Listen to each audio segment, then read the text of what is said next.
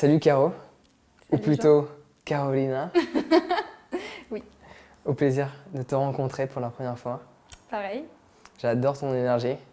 T'es une pile électrique, complètement. même en dehors de la caméra. Oui.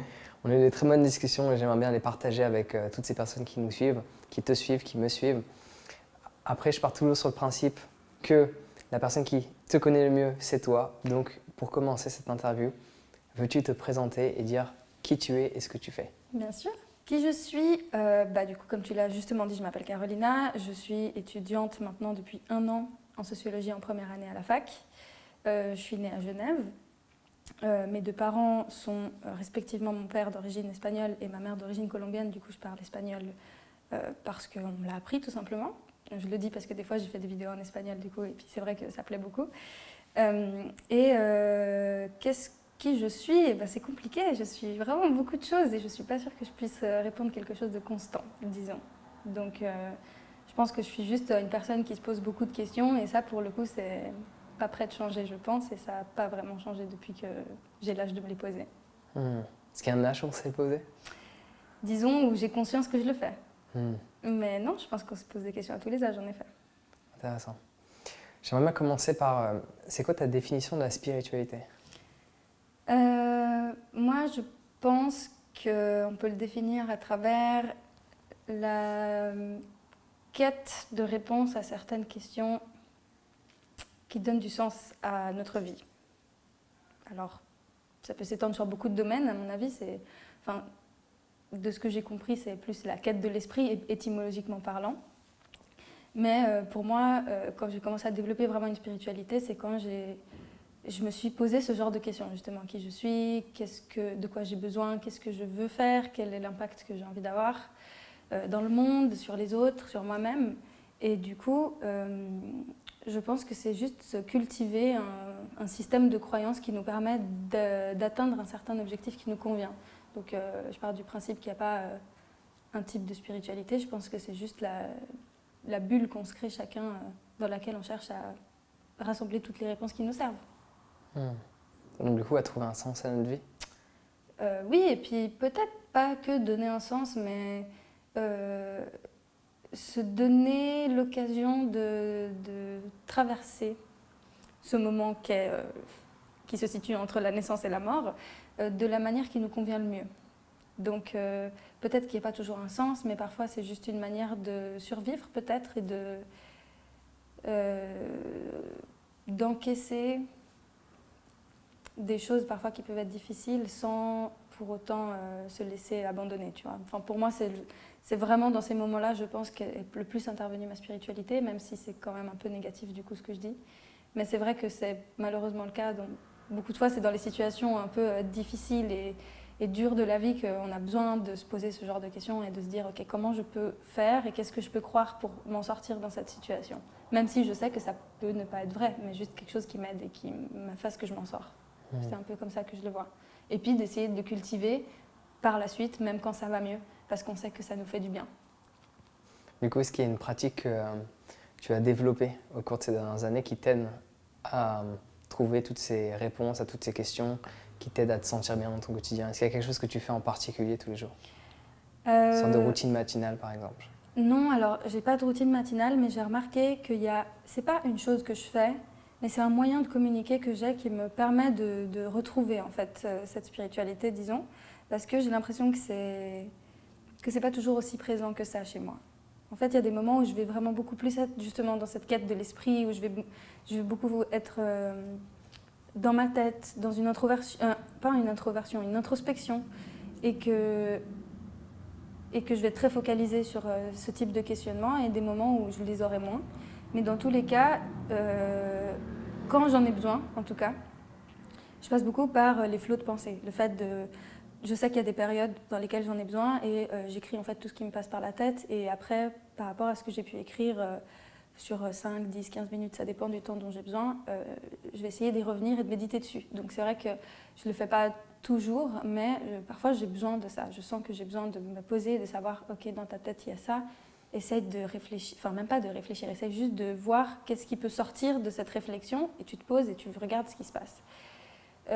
Mais la manière pour moi la plus la manière pour moi la plus impactante en fait dans cette reconnexion, c'est le fait de parler justement, mais parler avec des gens avec qui je peux parler de ça. Je ne sais pas si tu vois ce que je veux dire. Même si on n'aura pas forcément la même spiritualité, mais juste parler de ça. Donc ça peut être des personnes qui sont soit reliées à une religion ou juste des personnes qui ont des croyances propres à eux-mêmes, mais juste qui croient à des choses similaires que moi ou à des choses qui peuvent se ressembler, disons, et avec qui je peux juste communiquer autour de ça. Et le fait de parler, ça me permet vraiment de me remettre dans cet état d'esprit. Je ne sais pas si tu vois ce que je veux dire. Si j'en parle avec personne, c'est vrai que je le perds un peu, j'ai l'impression. C'est en soi le fait de s'entourer des bonnes personnes qui nous correspondent. Voilà. Et c'est comme la discussion qu'on a eue, par exemple, hors caméra. C'est le genre de discussion que j'ai tous les jours en vivant à Bali. Tous les jours, tout le temps, matin, midi, soir. À Paris, j'en ai un peu moins, des discussions entre guillemets, où on examine le quotidien, on parle de différents aspects, on essaie pas forcément d'exprimer notre vérité, notre croyance, mais juste d'essayer de se poser des questions mutuellement et de donner notre point de vue sur un questionnement et d'essayer de voir où est-ce qu'on peut aller. Parce qu'en soi, dans cette discussion, on n'a pas eu de volonté, du moins ça s'est pas perçu, de volonté d'installer un point de vue, mais juste d'un questionnement général. Du coup, est-ce que tu questionnes absolument chacun des aspects de la vie? Peut-être que j'ai tendance à moins le faire maintenant, mais il y avait une période où je pense que, et c'est ce que j'appelle mon éveil spirituel, des fois quand on le dit, on a un peu l'impression qu'il se passe un truc où on a gradé, où on est mieux que qui que ce soit. Enfin, il ne s'agit vraiment pas de ça. Pour moi, juste l'éveil spirituel, c'est pas d'avoir plus conscience que quelqu'un ou quoi, c'est juste d'avoir conscience de soi et de sa place, tu vois. Et moi, quand j'ai eu cette réflexion très forte, qui en fait, je l'appelle éveil, et je l'ai appelée comme ça dans ma tête, parce que j'avais vraiment l'impression qu'il y avait un avant-après. Pour le coup, c'était pas progressif. J'ai vraiment eu l'impression qu'il y a eu un moment qui a duré sur quelques semaines peut-être, où c'est comme s'il y avait une mise à jour massive de mon cerveau. Vraiment, tu vois. C'est comme si tout d'un coup, un questionnement en avait entraîné des milliers d'autres, même si, comme je t'ai dit, c'est quelque chose que je fais depuis bien longtemps. Mais là, c'était comme une expérience un concentré de plein de questions existentielles ultra importantes en même temps, tu vois.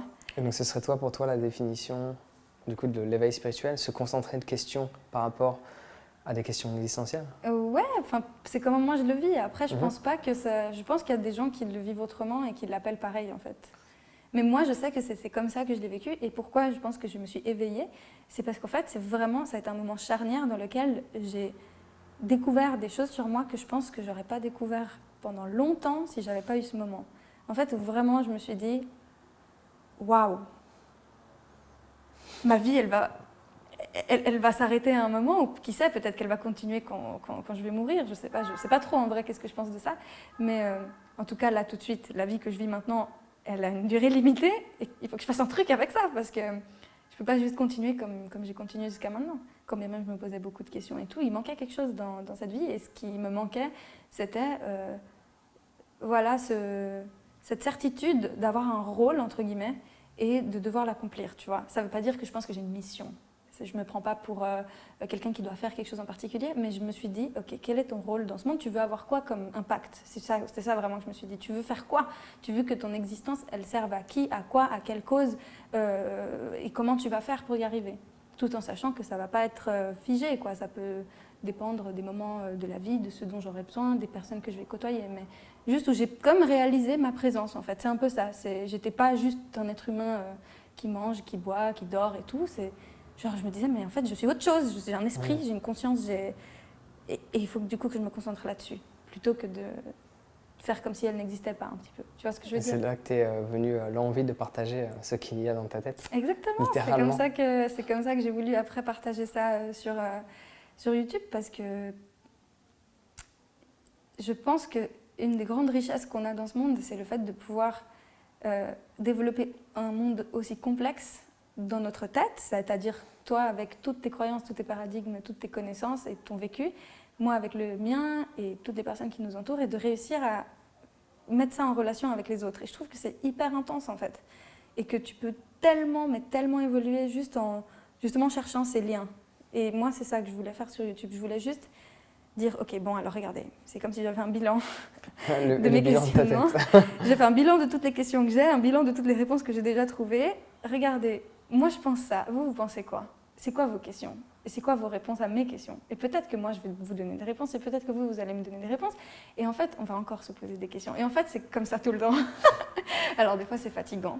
Et c'est pour ça que je te dis que dernièrement, je le fais moins, parce que j'ai remarqué que ça peut devenir vite obsessionnel, j'ai l'impression. Il y a un moment où j'ai fait un peu une fixette là-dessus.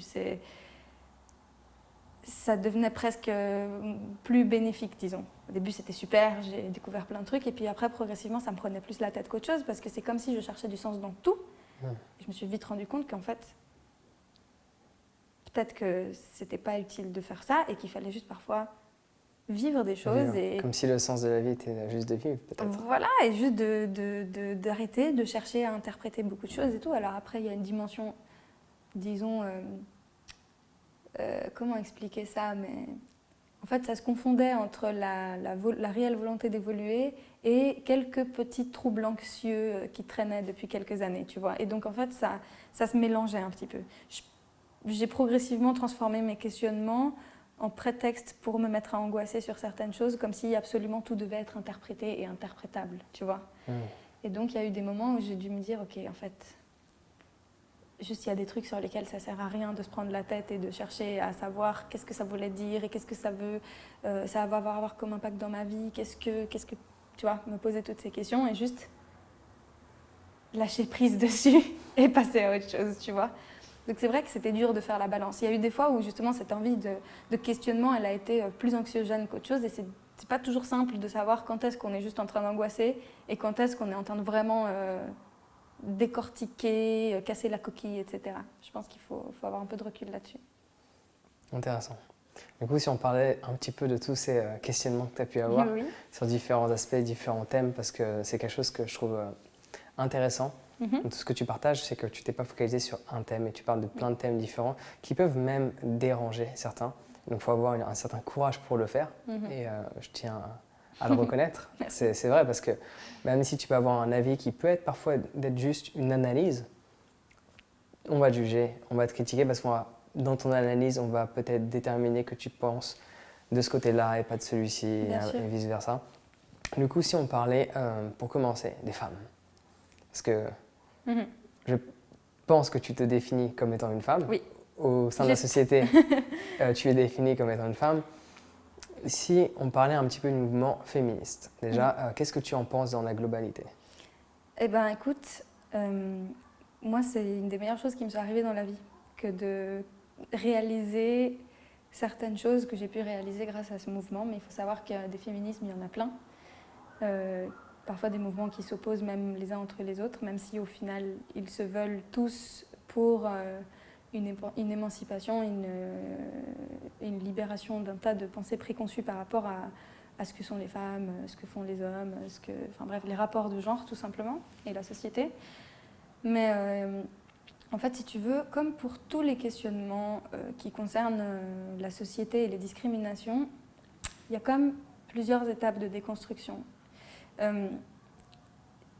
Tu peux très bien vivre sans jamais remarquer quoi que ce soit, c'est-à-dire être une femme et pas avoir l'impression que quelque chose cloche, par exemple, parce que tu intériorises tout simplement certaines choses et puis tu fais un peu avec, quoi.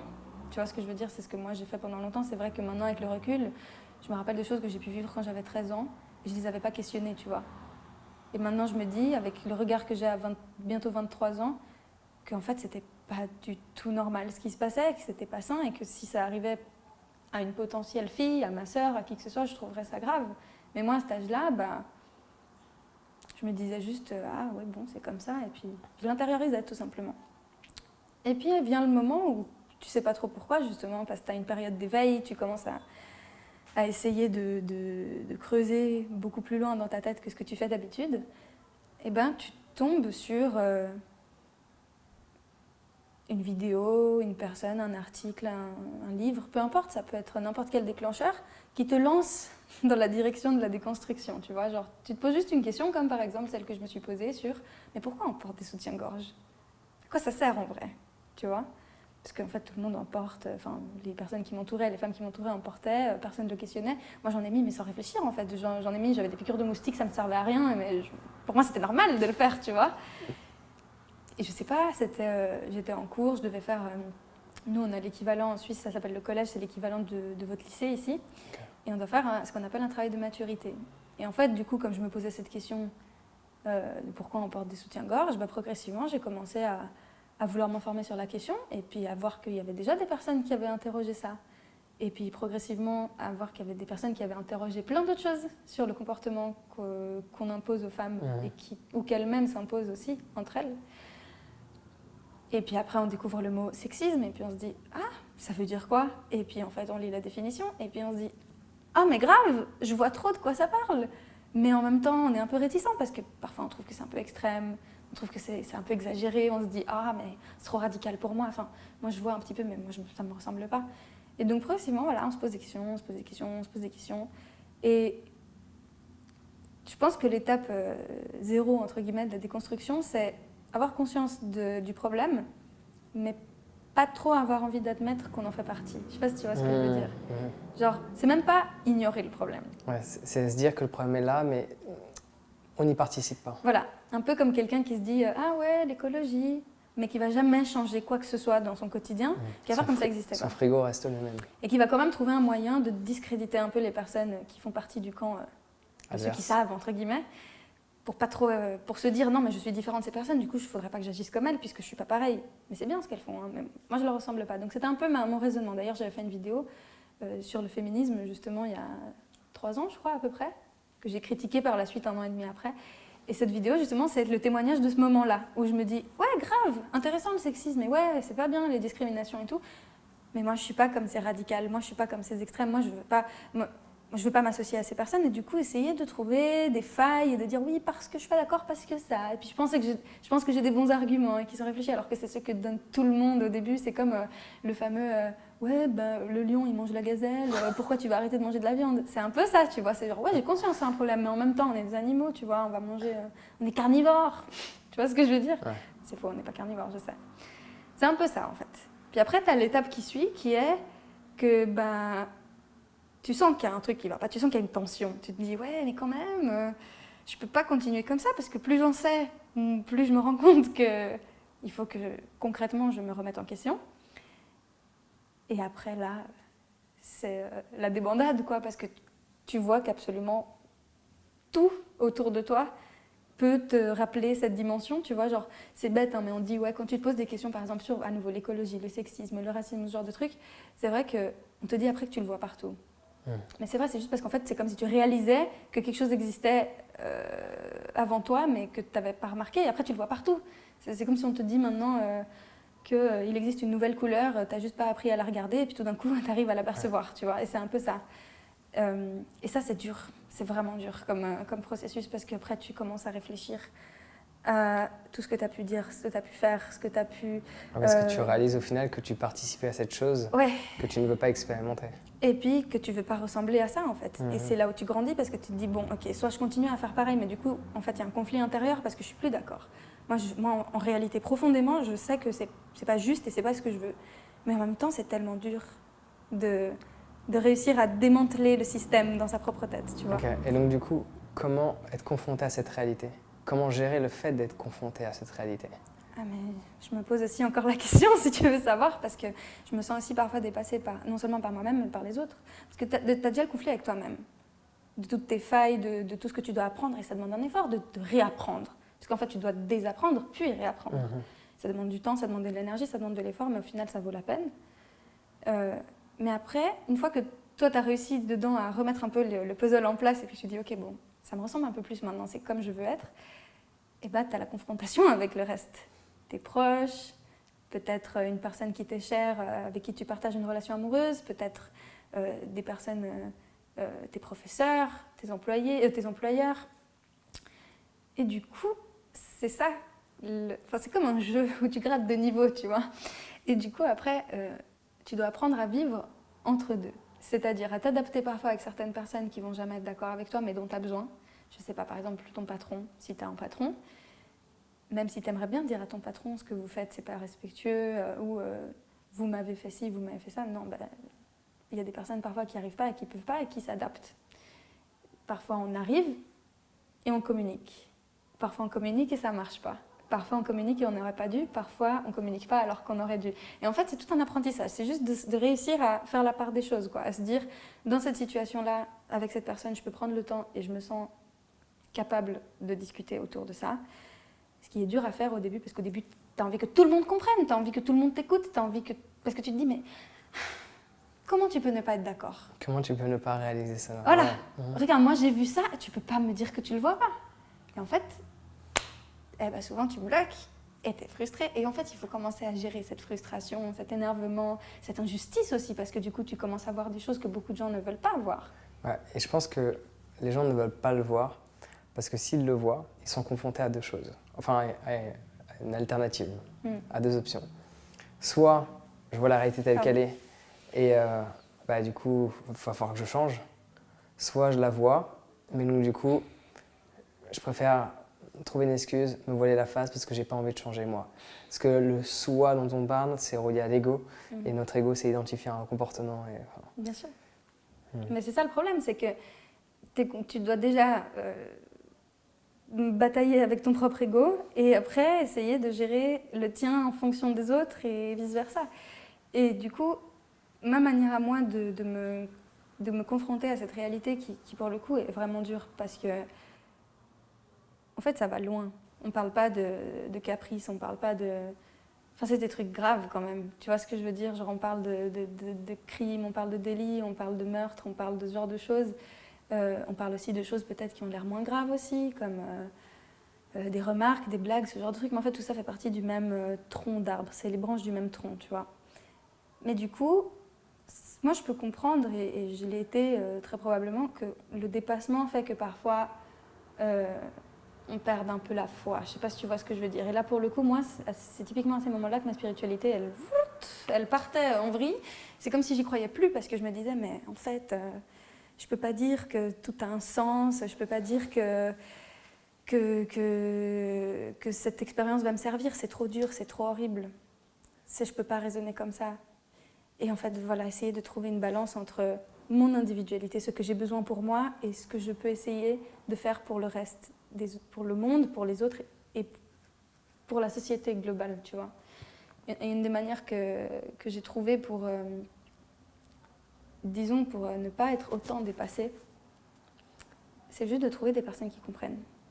Je pense que c'est valable pour tout, en fait. Genre quand on se sent seul, psychologiquement, moralement même, quand on n'a personne autour de nous qui juste, avec qui t'as pas besoin de débattre, avec qui t'as pas besoin d'expliquer des trucs de base et tout, ça fait du bien.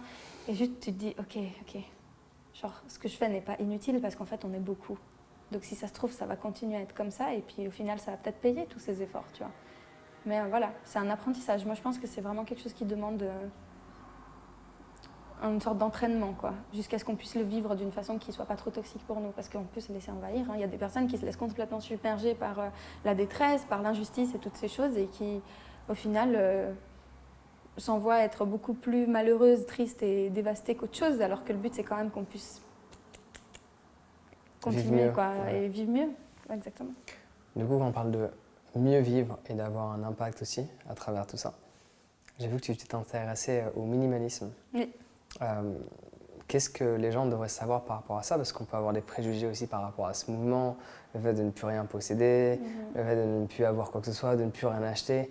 Alors, est-ce que tu peux nous en dire un petit peu plus sur le mouvement du minimalisme ? Bien sûr. Tout ça, ça a été enfin, tous ces questionnements ont été relationnés les uns aux autres, évidemment, parce que ça a commencé justement avec le questionnement sur le soutien-gorge. Je me suis dit, mais pourquoi j'achète des soutiens-gorge, ça ne me sert à rien, etc. Bon, bref. Puis après, c'était pourquoi je dois me maquiller tous les jours. Enfin, je vois pas pour qui je le fais. Et puis au final, ça me fait pas du bien. Et ça me complexe en fait de le faire tous les jours. Parce qu'à l'époque, je pouvais pas me voir comme ça. Hein. Genre, moi, je me voyais comme ça. Je me disais, mais t'es ignoble, quoi. C'est plus du tout ce que je pense maintenant aujourd'hui de moi, mais c'était l'effet que ça avait. Et puis pourquoi je vais devoir acheter un tas d'habits pour plaire à qui, à quoi ? Enfin, oui, ok, les normes sociales et tout, mais en fait, moi, je peux très bien réutiliser les mêmes que j'ai déjà. Pourquoi acheter encore ? Et petit à petit, en fait, c'était vraiment en lien avec la question féministe, parce que je me suis dit, mais en fait, quand on est une fille, quand on est une femme, c'est comme si on te faisait comprendre que si tu consommais pas, il y avait un truc qui allait pas. Genre, tu sais, le cliché de la meuf qui adore faire du shopping, qui a une penderie grande comme cette pièce, qui a 40 000 rouges à lèvres, et ce genre de trucs.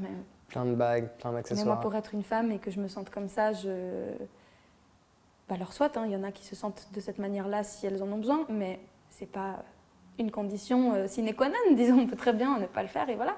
Puis après, c'était la question sur l'épilation, de se dire, ben oui, mais pourquoi aussi je vais commencer à consommer des produits et des services et tout pour faire un truc qui me fait mal, qui est contre mon propre bien-être, parce que c'est exactement ça l'effet que ça me faisait. Voilà. Est-ce que ça s'est étendu aussi dans ton chez-toi, dans Ouais. ce que tu possèdes comme matériel? Bien sûr.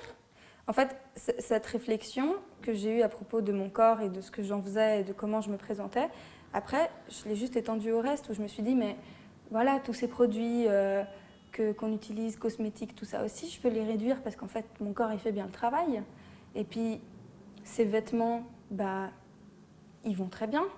Enfin, je veux dire, Et puis, je m'étais renseignée aussi, j'avais vu un film qui s'appelle The True Cost, qui est un film qui justement dénonce les pratiques de la fast fashion, en fait, des entreprises textiles qui produisent à la chaîne et qui se délocalisent et tout. Enfin bref, c'est un scandale. Donc, en fait, tu te rends compte que ça va au-delà de juste ta propre consommation. En fait, tu te dis, ah, mais en fait, c'est toute une chaîne. Même si tu le sais, tu le réalises pas forcément, tu vois. Donc, c'est parti de moi et de mes habitudes à, mais comment c'est produit ça? Et puis, en fait, il y a quoi dedans? Toi, tu connais beaucoup de gens qui, avant d'acheter un gel douche, ils regardent ce qu'il y a dedans? Heureusement, il y en a de plus en plus. Moi, oui, mais Ce que je veux dire, c'est que c'est quand même, avant que tu puisses t'entourer de ce type de personnes, c'est vrai que la plupart du temps, a priori, même c'est dans pas ma un truc qu'on famille, fait. enfin des personnes que je connais, c'est vrai qu'ils peuvent avoir une réflexion sur la nourriture qu'ils vont consommer, mais en grande partie, du coup, moi je trouve que les gens, bon, ils s'éveillent à différents niveaux sur différents domaines d'activité ou domaines de consommation, et généralement ça commence fréquemment avec la nourriture. De manière générale. Après, il y en a, ils vont commencer d'abord, je connais des gens qui sont devenus, par exemple, véganes, en prenant conscience d'abord par rapport au maquillage. Ah! Mais c'est assez rare. Ouais, mais ça peut arriver. Mais ça peut arriver. Il y a plusieurs angles d'attaque. Il y a plusieurs angles d'attaque, tu vois. Là où je veux en arriver, c'est qu'il peut y avoir différents questionnements à différents endroits qui vont t'emmener vers différentes directions. Donc, quand on reprend le questionnement par rapport à l'alimentation, il y en a, ils vont questionner aussi par rapport aux vêtements, comme toi, tu as pu faire, d'autres directement par rapport à la nourriture, d'où est-ce qu'elle provient. Et du coup, je suis même en train de me perdre dans ce que j'étais en train de t'exprimer. Ça m'a perturbé cette histoire de maquillage, parce que du coup, je pensais à une amie, enfin, c'est une personne que je connais personnellement, en fait, qui a changé comme ça. Elle a commencé à faire en sorte d'avoir un maquillage vegan avant de changer son alimentation, et donc c'était assez troublant. Mais donc, du coup, pour revenir sur ce que je disais sur le fait d'observer ce qu'il y a dans les bouteilles de shampoing, les gens ils prennent conscience de la nourriture qu'ils vont consommer, enfin certains du moins, mais ils ne prennent pas conscience de l'eau qu'ils vont boire. Ils ne vont pas prendre conscience de leur gel douche, peut-être de leurs habits, où ils ont été confectionnés, la colle ou les produits chimiques ont pu être... Donc, en fait, c'est comme si parfois le questionnement et la conscience développée dans un domaine ne s'étendaient pas forcément. Parfois ça va l'être, mais parfois c'est comme si ça restait figé. Le nombre de personnes qui mangent bio, qui ne se posent pas de questions sur d'autres choses, et ça fait des années qu'ils mangent bio, des années certaines personnes qui sont végétariens ou véganes, ou peu importe leur mode alimentaire, on va dire conscient, mais qui ne posent pas cette conscience sur d'autres aspects. Mais c'est dur, parce qu'après on se dit, mais il faut que je change tout. Et en fait, il faut que j'arrête de vivre parce que en fait, juste le fait d'être un humain dans cette société, ça fait que inévitablement, tu vas avoir des actions contradictoires avec ces valeurs-là. Mais du coup, il faut trouver un équilibre, quoi. Il faut pas se dire, du coup, c'est une excuse pour pas faire d'efforts et jamais aller plus loin. Mais d'un côté, il faut pas non plus s'auto-flageller et se détester de pas réussir à faire tout ce qu'on aimerait faire. Entièrement d'accord. Ouais. Mais ouais. Ne pas avoir ce dialogue du coup intérieur par la suite qui est extrêmement négatif du fait que j'ai pas réussi, je devrais faire ça, avoir ce sentiment de ne pas être assez, etc. Donc du coup, d'après toi, pour étendre sa conscience, comment on ferait pour élever sa conscience? Quelles sont les choses à mettre en place pour élever sa conscience? Je pense que le fait de justement s'entourer de moins en moins de ce type de choses, ça aide à être plus dans sa tête. Le but, c'est pas de s'y enfermer, mais juste de se concentrer sur autre chose. Parce qu'en fait, inévitablement, en exerçant ce détachement, parce que du coup c'est ça qui a été la conséquence de ces questionnements, je me suis détachée de plein de choses que je pensais vraiment indispensables à mon bien-être et à mon bonheur, alors qu'en fait je me suis vite rendu compte que ce qui me rendait vraiment heureuse, c'était de me trouver jolie sans maquillage et pas de me trouver jolie avec, par exemple. Peut-être que ce ne sera pas le cas d'autres personnes et je le respecte vraiment, c'est pas un jugement là-dessus, mais quand je me suis questionnée là-dessus pour moi, ça m'a fait me détacher du coup, du maquillage par exemple. Me détacher des milliers de trucs que je pouvais posséder, que j'avais envie d'acheter, enfin toujours cette envie d'avoir besoin de combler, peut-être, j'ai pas envie de dire forcément un vide, parce que c'était pas que j'avais un vide, mais...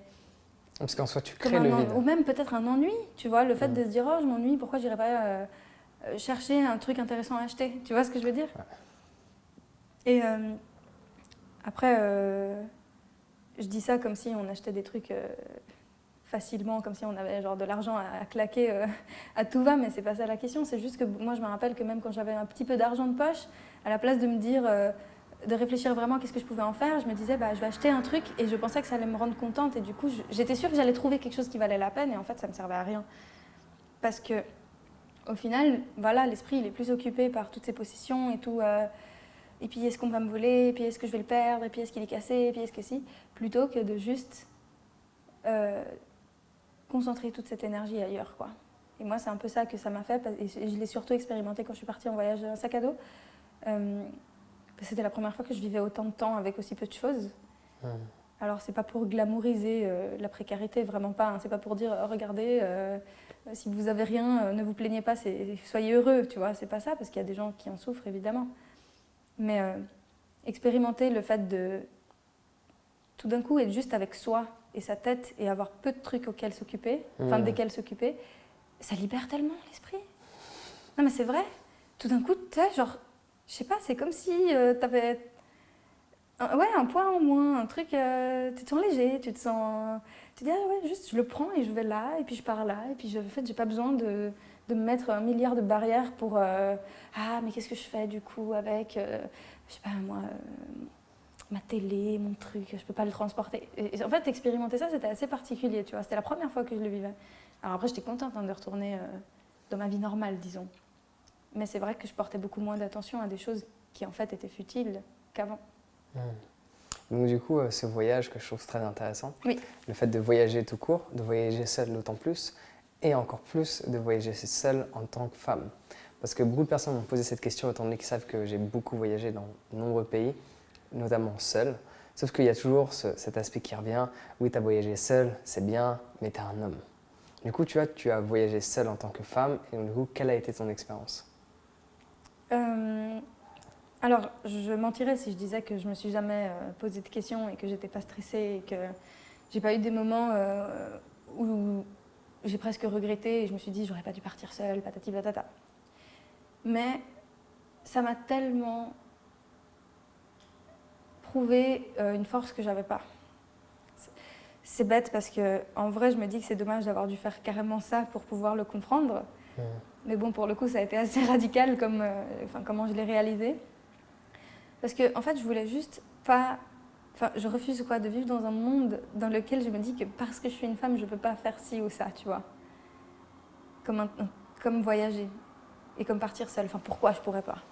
Tu vois? En plus, en Inde, tout le monde m'a dit, mais l'Inde, mais non, je sais pas quoi, mais c'est dangereux. Oui, mais en fait, c'est un pays avec tellement plus de choses à découvrir que ce qui peut arriver aux femmes là-bas, etc. Enfin, je veux dire, c'est pas...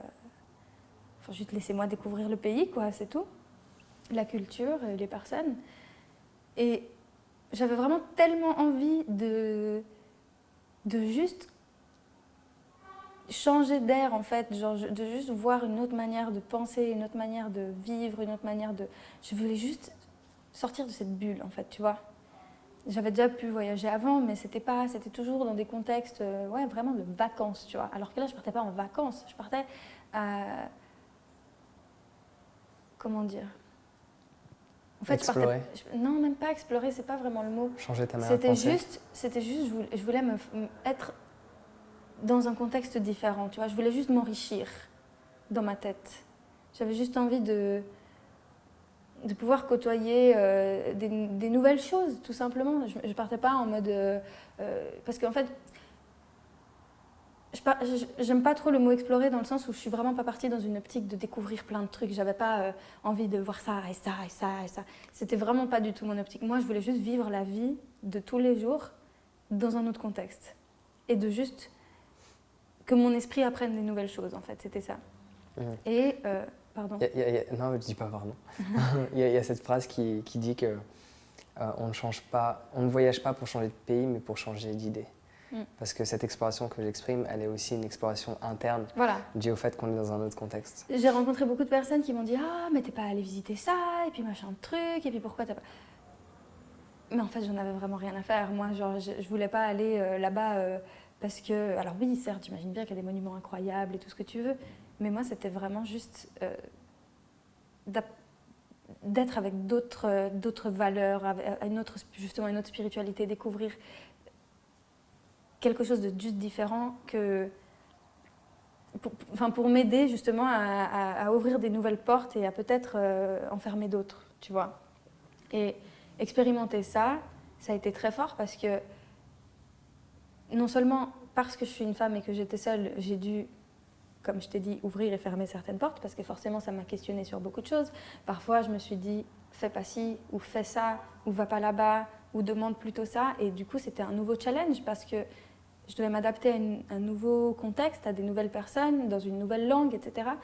Donc ça m'a permis de gagner aussi confiance en moi parce que je me suis dit mais en fait on s'en sort très bien, quoi. Enfin, genre, je veux dire, c'est quoi cette vision qu'on a du monde extérieur, comme si, enfin, je veux dire, c'est des gens, hein, ils parlent, ils communiquent, enfin, il faut arrêter. Parce que je te dis ça parce que j'ai vraiment eu beaucoup de personnes qui étaient terrorisées à l'idée que je m'en aille, mais en fait, pour être honnête, ce que j'ai vécu pendant 3 mois en voyage et ce que j'ai pu vivre aussi par la suite dans d'autres pays, ça a été beaucoup moins flippant que ce que j'ai pu vivre en revenant à Genève, quoi. Donc en fait, les gens sont constamment apeurés à l'idée d'aller hors de leur zone de confort, disons, parce qu'ils sont sûrs qu'ailleurs c'est pire. Et en fait, ils ne se rendent pas compte que sous leur nez, en fait, il y a déjà des choses à régler, tu vois. Et moi, ça m'a fait réaliser ça. C'est que je me suis dit, mais pourquoi on commence à chercher des raisons de oui, là-bas, machin. Non. En fait, moi, j'étais très bien. Il m'est arrivé des trucs pas cool, mais pas forcément plus graves et plus inquiétants que ce que j'ai pu déjà vivre à Genève, tu vois. Ça, c'est important de l'exprimer. Ça m'a aidé à remettre un peu les pendules à l'heure parce que même si je voulais pas, j'étais envahie par ces pensées aussi, tu vois. Et je pense que c'est un peu naturel et je pense que c'est un petit peu commun, disons, parce que quel que soit le contexte, en fait, quand on va dans un domaine, quel qu'il soit, que ce soit psychologique, émotionnel, physique, peu importe, dès qu'on sort en fait, de notre zone de confort, on a l'impression que ça va mal se passer et qu'il y a quelque chose. Et en fait, c'est vraiment pour moi, c'est juste une manifestation de la même chose sur un autre plan. C'est juste que là, je partais physiquement d'un pays et j'allais dans un autre, et que tout le monde m'a transmis un peu sa peur et moi, j'avais les miennes aussi. Et du coup, après, j'ai commencé peut-être parfois à me dire alors, mais qu'est-ce que je fais, pourquoi j'ai fait ça, mais quelle idée stupide, etc. Et puis en fait, de me rendre compte que, oh non, juste, t'as tout ce qu'il faut pour survivre, en fait. Et je vois pas pourquoi ça marcherait pas, tu vois. Et là où c'est intéressant, c'est qu'en général, la plupart des gens qui te disent « fais attention, c'est dangereux », ce sont des gens qui n'y sont pas allés. Ouais, en plus. Et ça, c'est très intéressant. Parce qu'ils nous transmettent une peur, comme tu as dit, qui t'aurait affecté certes au début, mais à bout d'un moment, tu as réussi du coup à t'en libérer. Donc, comment tu ferais pour calmer toutes ces pensées ? Parfois, je pense qu'il faut juste oser faire des trucs qu'on n'ose pas faire et se rendre compte qu'on y est très bien capable et qu'on peut très bien passer au-dessus de beaucoup d'épreuves sans problème. Et je ne parle pas forcément par rapport au fait d'être une femme dans une société, je parle de manière générale, en fait, genre. Ça ne sert à rien de juste se fermer dans son angoisse. Et puis Dieu sait que je sais de quoi je parle parce que pour le coup, y a plein de trucs moi qui m'ont procuré des angoisses et qui m'ont empêché de faire, même juste d'avoir des relations saines avec des gens. Tu vois ce que je veux dire? Avec des gens proches même.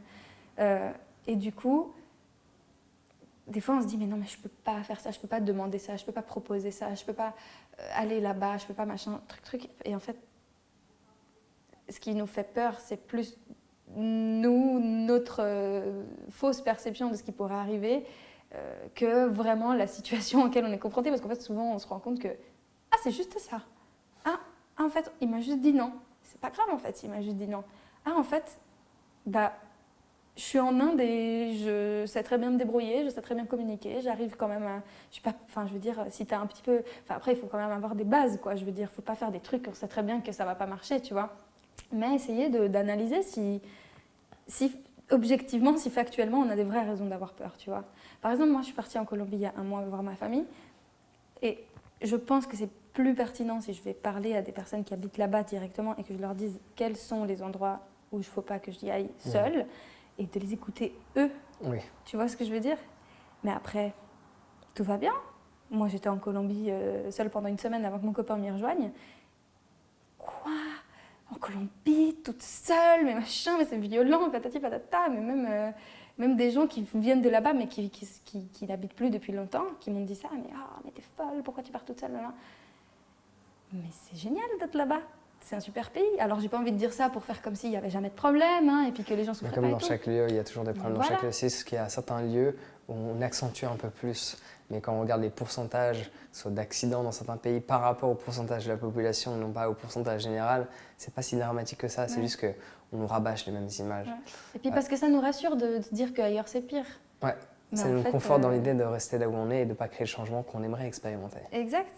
Et puis en fait, pour finir, même si j'étais déjà partie en Inde toute seule, et quand j'étais dans ma semaine en Colombie toute seule au début, c'est vrai que j'étais crispée aussi, tu vois. Et puis je l'ai fait ma semaine, et en fait c'était tellement bien que j'ai envie d'y retourner, et même encore plus longtemps seule, tu vois. Mais voilà, il faut juste... Je pense que vraiment la meilleure solution, c'est juste de le faire, mais d'être ouvert et ouverte à l'idée d'apprendre, parce qu'il faut juste être attentif, en fait, c'est tout. Parce que c'est vrai que si tu pars, combien de touristes ne le font pas, ok, genre qui partent et qui refusent d'écouter les personnes qui habitent sur place et qui pensent qu'elles peuvent faire tout et n'importe quoi. On leur dit, va pas dans ce quartier tout seul, oui, moi je m'en fous, nanana, et ils y vont, et après, ça se passe mal. Combien de fois ça n'arrive pas, ce genre de truc? Donc il faut être juste ouvert et se dire que si on te conseille, si on te dit des nouvelles normes, des nouvelles choses auxquelles il faut s'adapter, de s'ouvrir, de dire ok, je vais m'adapter, pas de souci. Et puis si tu me dis fais pas ci, évite de faire ça, évite de t'asseoir comme ci, comme ça, je sais pas, par exemple, j'imagine que par exemple quand tu es au Japon, il y a des trucs que tu fais qui peuvent être interprétés comme du manque de respect, alors qu'ici tout le monde s'en fiche. Ouais. Juste d'être ouvert et de le faire et puis d'essayer de... Ouais, c'est une forme de conformité en fait, d'une certaine manière. D'accepter de se conformer à la culture du pays dans lequel tu vas. Et c'est pas forcément, je dis pas ça dans le sens pour éviter des problèmes graves ou quoi. Je dis juste... C'est une forme de respect aussi. Voilà, c'est juste déjà du respect et de deux, de se montrer à soi-même qu'on est capable de juste s'adapter. Et je pense que quand on part en voyage, si on s'adapte pas, ça se passe pas bien. Et c'est là où les peurs commencent à être vraiment handicapantes. Parce que si tu as des peurs quand tu pars en voyage et que tu n'arrives pas à te dire, ok, c'est une différente culture, c'est des différentes normes, c'est des différentes manières de penser, manières de se déplacer, manières de vivre tout simplement, et tu es crispé, tu es juste frustré. Je veux dire, si tu pars en voyage, tu es obligé de te dire que tu vas changer d'état d'esprit et que tu vas juste découvrir des choses et t'y adapter. Parce que sinon, tes peurs, ouais, pour le coup, après, peut-être qu'elles vont devenir vraies, et puis tu vas revenir dégoûté de ton voyage et te dire, c'était affreux. Donc, du coup, ce que tu exprimes m'emmène à une autre question que je trouve relativement intéressante.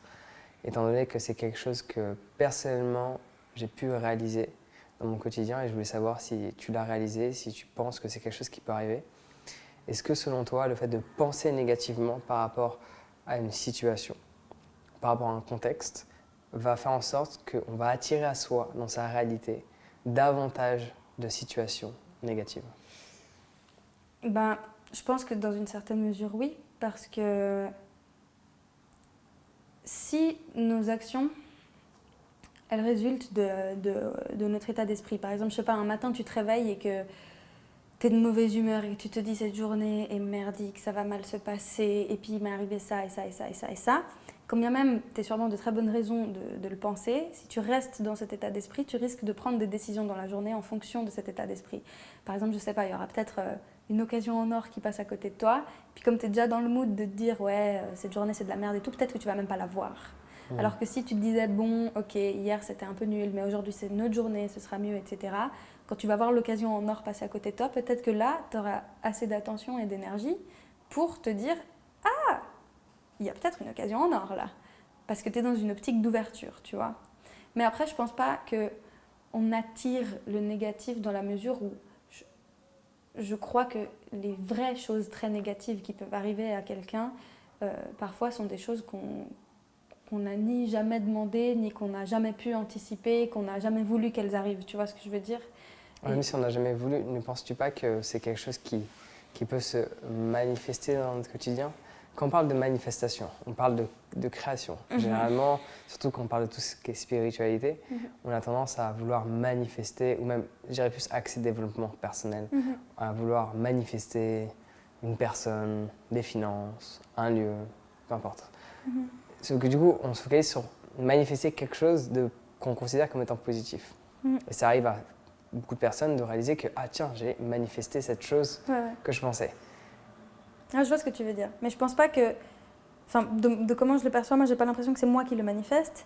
J'ai juste l'impression que grâce à ma manière de percevoir les choses à ce moment-là et mon ouverture à ce moment-là, j'ai pu capter l'occasion. C'est plus comme ça que je le vois. Je sais pas si tu vois ce que je veux dire. En gros, j'ai pas l'impression que j'attire quelque chose. Je pense juste que je me donne l'opportunité et l'occasion de tomber sur ce dont j'ai besoin. Tu vois ce que je veux dire? En fait, en gros, ce que j'ai besoin est là de toute façon. Tu vois?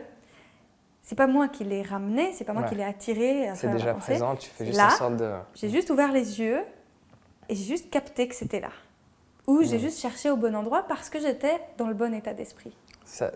J'apprécie fortement ça parce que ce soit négatif ou positif, enfin là, on peut trouver plein de raisons, plein de trucs négatifs. Le cerveau, il est très, très, très fort à trouver ça. Le bus, il vient de se garer. Je ne sais pas si on va l'entendre dans la vidéo, mais moi, je l'entends. Voilà. On peut retrouver plein des... J'avais même pas remarqué. Après, moi, j'ai développé une écoute très active, donc du coup, j'entends tous les petits sons. C'est quelque chose que j'ai développé. On peut en trouver plein des aspects négatifs en permanence. Mais c'est quelque chose qui est là. Oui. En même temps que cet aspect que je pourrais considérer comme étant négatif, le fait qu'il y ait un bus qui passe, qui peut peut-être faire du bruit, il y a un aspect positif, il y a plusieurs aspects positifs sur lesquels je peux me focaliser. Je ne les attire pas à moi, ils sont déjà là. Le fait que tu sois là, j'adore échanger avec toi. Le fait que je sois dans ce beau lieu, que tout se passe bien. Il y a plein de choses. Qu'on ait bien mangé à midi. On a bien mangé à midi. Il y a plein d'aspects positifs qui sont déjà présents. En soi, on ne les attire pas. On fait juste comme tu l'as dit. Et ça, je te rejoins totalement, de les voir. Et en fait, quand on les voit, ils deviennent présents. Et quand ils deviennent présents, c'est comme si on avait cette sensation qu'on les attire à soi. C'est ça. Mais après, moi je pense qu'il y a vraiment des personnes qui sont sûres de les attirer, ces choses-là. Et je n'ai pas forcément de jugement là-dessus, parce que je pense que si on y croit et que ça nous sert, et que si ça peut juste renforcer notre capacité d'ouverture, c'est tant mieux. Mais c'est vrai que moi je suis plus du genre à me dire que ouais, j'ai besoin de rien parce que tout est déjà là, il faut juste que j'apprenne à le voir et que je le saisisse, tout simplement. Et que je me donne le droit de le saisir aussi, parce que des fois on n'ose pas, on se dit que mais non, ça peut pas arriver, cette personne, elle ne peut pas être exactement la personne à qui j'ai besoin de parler tout de suite, non, ce serait trop beau. Et puis en fait on se rend compte que si, peut-être que si on lui avait parlé, on aurait vu que oui, on en avait besoin et que c'était exactement la personne qu'il nous fallait. Et ça se passe en amour, en amitié, ça se passe sur plein de plans différents, comme tu as dit, financièrement, professionnellement, des fois, pouf, des occasions en or qui arrivent. Ça me fait penser, parce que ce matin, j'ai eu cette expérience avec... je venais ici, du coup, depuis Genève à Paris. J'ai croisé une fille qui est à ma fac qui prenait le même train, avec la même voiture, presque sur le même siège. Donc, on était à un siège de décalage. Donc, déjà, ça, c'était cool, parce que je me suis dit, ah, sympa, je vais passer 3 heures moins ennuyeuses, quoi, avec elle. Et en fait, il y a une abonnée qui m'a reconnue. Et cette personne est venue vers moi et... m'a dit « Ah ouais, est-ce que tu peux regarder mes dessins ?» Elle m'a montré un cahier de dessins.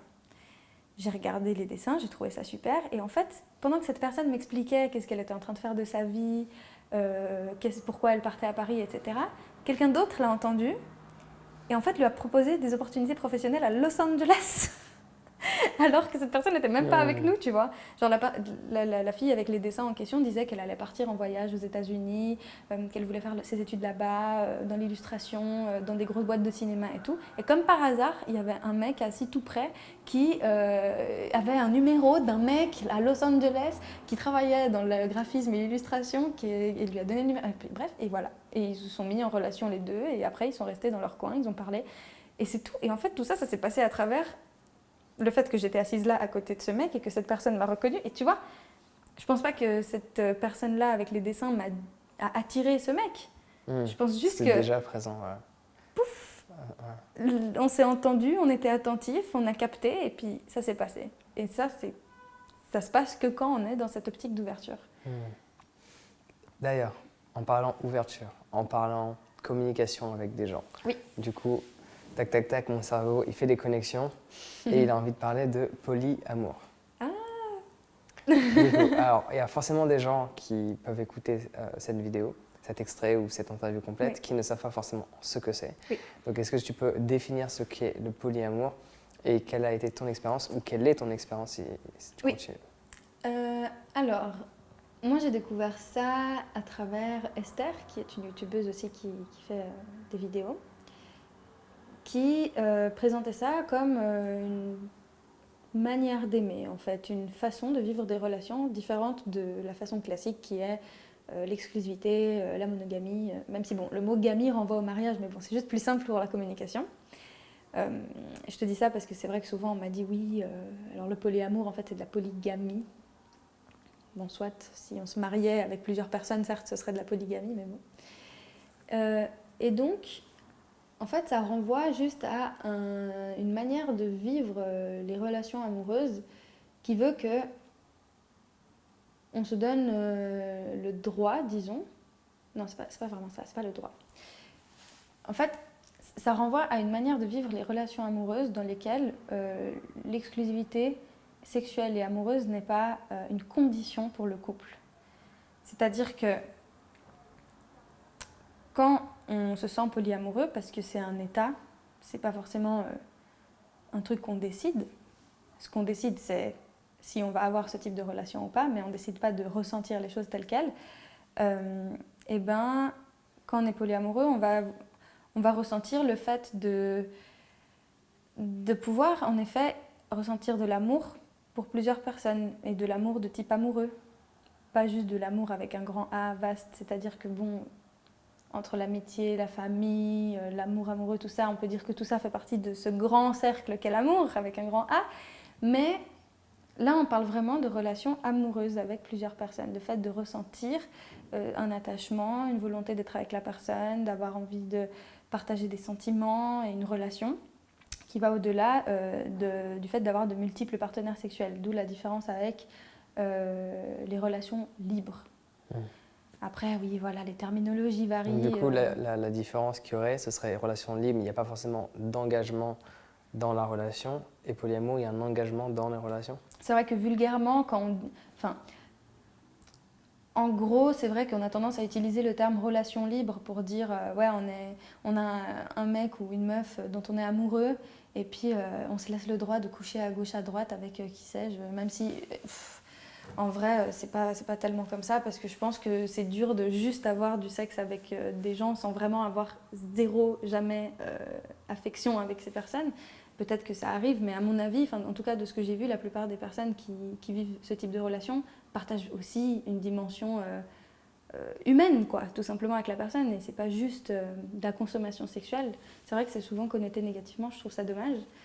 Mais on utilise le terme de polyamour pour insister sur le fait que c'est vraiment une manière de se donner l'opportunité de vivre plusieurs relations de type amoureux et sexuel. Et en fait, si sexualité il y a, parce que parfois il n'y a pas. On peut très bien être amoureux de quelqu'un et qu'elle se soit platonique. Hein. Et du coup, dans cette manière de vivre les relations, la preuve d'amour ultime, ce n'est pas le fait de ne coucher qu'avec cette personne et de n'aimer que cette personne. La preuve d'amour ultime, c'est de laisser la personne aimer, pouvoir aimer librement quelqu'un d'autre que nous, ou le désirer aussi. Voilà. Et donc, du coup, ce serait quoi ton expérience? Comment tu as vécu la chose? Parce que ça demande quand même une libération. Bon, déjà, on a été extrêmement conditionnés par rapport à l'amour unique, on va dire. Et il y a aussi, je pense, une grosse notion reliée à l'ego. Parce que du coup, il y a cette envie de possession de l'autre à travers ce dénommé amour. On a envie de cette exclusivité. Et donc, du coup, je pense qu'il y a pas mal de personnes qui ont voulu tenter, qui aiment cette notion de polyamour dans le sens de la liberté, non pas du libre échange, mais de liberté dans le ressenti émotionnel et d'écouter son ressenti émotionnel sans pour autant négliger le ressenti émotionnel de cette personne avec laquelle on est. Juste de prendre conscience que ce ressenti émotionnel est valable ici avec cette personne et également ici. Donc je pense qu'il y a beaucoup de personnes qui devraient aimer cette idée, du coup de liberté et de respect mutuel avec les personnes avec lesquelles on est. Mais je pense, en regardant ça objectivement, je pense qu'il y a pas mal de personnes qui ont dû être confrontées, étant donné que j'ai fait un gros travail sur l'ego. Et l'ego, on parle de possession, d'attachement. Donc je pense qu'il doit y avoir une grosse difficulté dans le sens de la jalousie, par exemple. Oui, parce que du coup, on peut aimer cette idée de fonctionner ainsi, mais une fois qu'on y est confronté, est-ce que l'ego ne surgit pas en disant « Ouais, mais j'ai peur que peut-être cette personne s'en aille et ne respecte plus, entre guillemets, cet accord qu'on s'était fixé, mais au final que je veux que cette personne respecte. » Donc on revient à soi, à son ego de possession de l'autre par rapport à l'accord que, en soi, j'ai décidé, même si on l'a décidé. Oui, bien sûr. Mais moi, c'est complètement mon cas. Et celui de mon copain aussi. Parce qu'en fait, si tu veux, il y a eu d'abord une réflexion sur l'idée elle-même, la théorie, disons. Alors, comme tu as dit, tu peux aimer l'idée et pourtant te dire « Ah non, ça ne me convient pas » ou penser que ça te convient, mais pas forcément le ressentir. Donc voilà, il y a plusieurs cas de figure. Moi, pour le coup, non seulement j'aimais l'idée, mais aussi quand je faisais le constat de ce qui se passait à l'intérieur de moi, je sentais, et je pense que je peux le ressentir à nouveau, c'est juste, tu comprendras après pourquoi je parle au passé, je sentais qu'en effet, oui, j'avais, c'est pas une aptitude dans le sens où c'est pas un truc qu'on apprend ou quoi, mais comme, je sentais que mon cœur avait la possibilité, alors que d'autres gens me disent, moi non, moi quand je suis amoureux d'une personne, ça marche pas, je désire personne d'autre, je ressens rien pour personne d'autre, etc. Ok, mais alors du coup, moi quand je me mets en comparaison avec cette personne, je me rends compte que j'ai l'impression que mon cœur fonctionne différemment. J'ai l'impression que oui, en fait, si je me laisse ce droit, si je décide que je vais laisser m'exprimer mes sentiments, je peux les développer envers une autre personne, quand bien même je sois folle amoureuse de la personne avec qui je suis aujourd'hui. Et je le dis encore, même après 2 ans et demi de relation, que je l'aime du plus profond de mon cœur et je suis vraiment amoureuse de cette personne. Parce que souvent on m'a dit, oui, mais alors du coup, si tu peux ressentir des choses pour d'autres que lui, c'est que tu l'aimes pas vraiment. Non.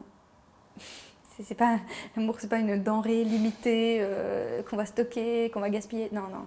Genre, c'est juste un sentiment et ça se multiplie comme plein d'autres choses en fait, comme le bonheur, comme la compassion, comme plein de choses. Et du coup,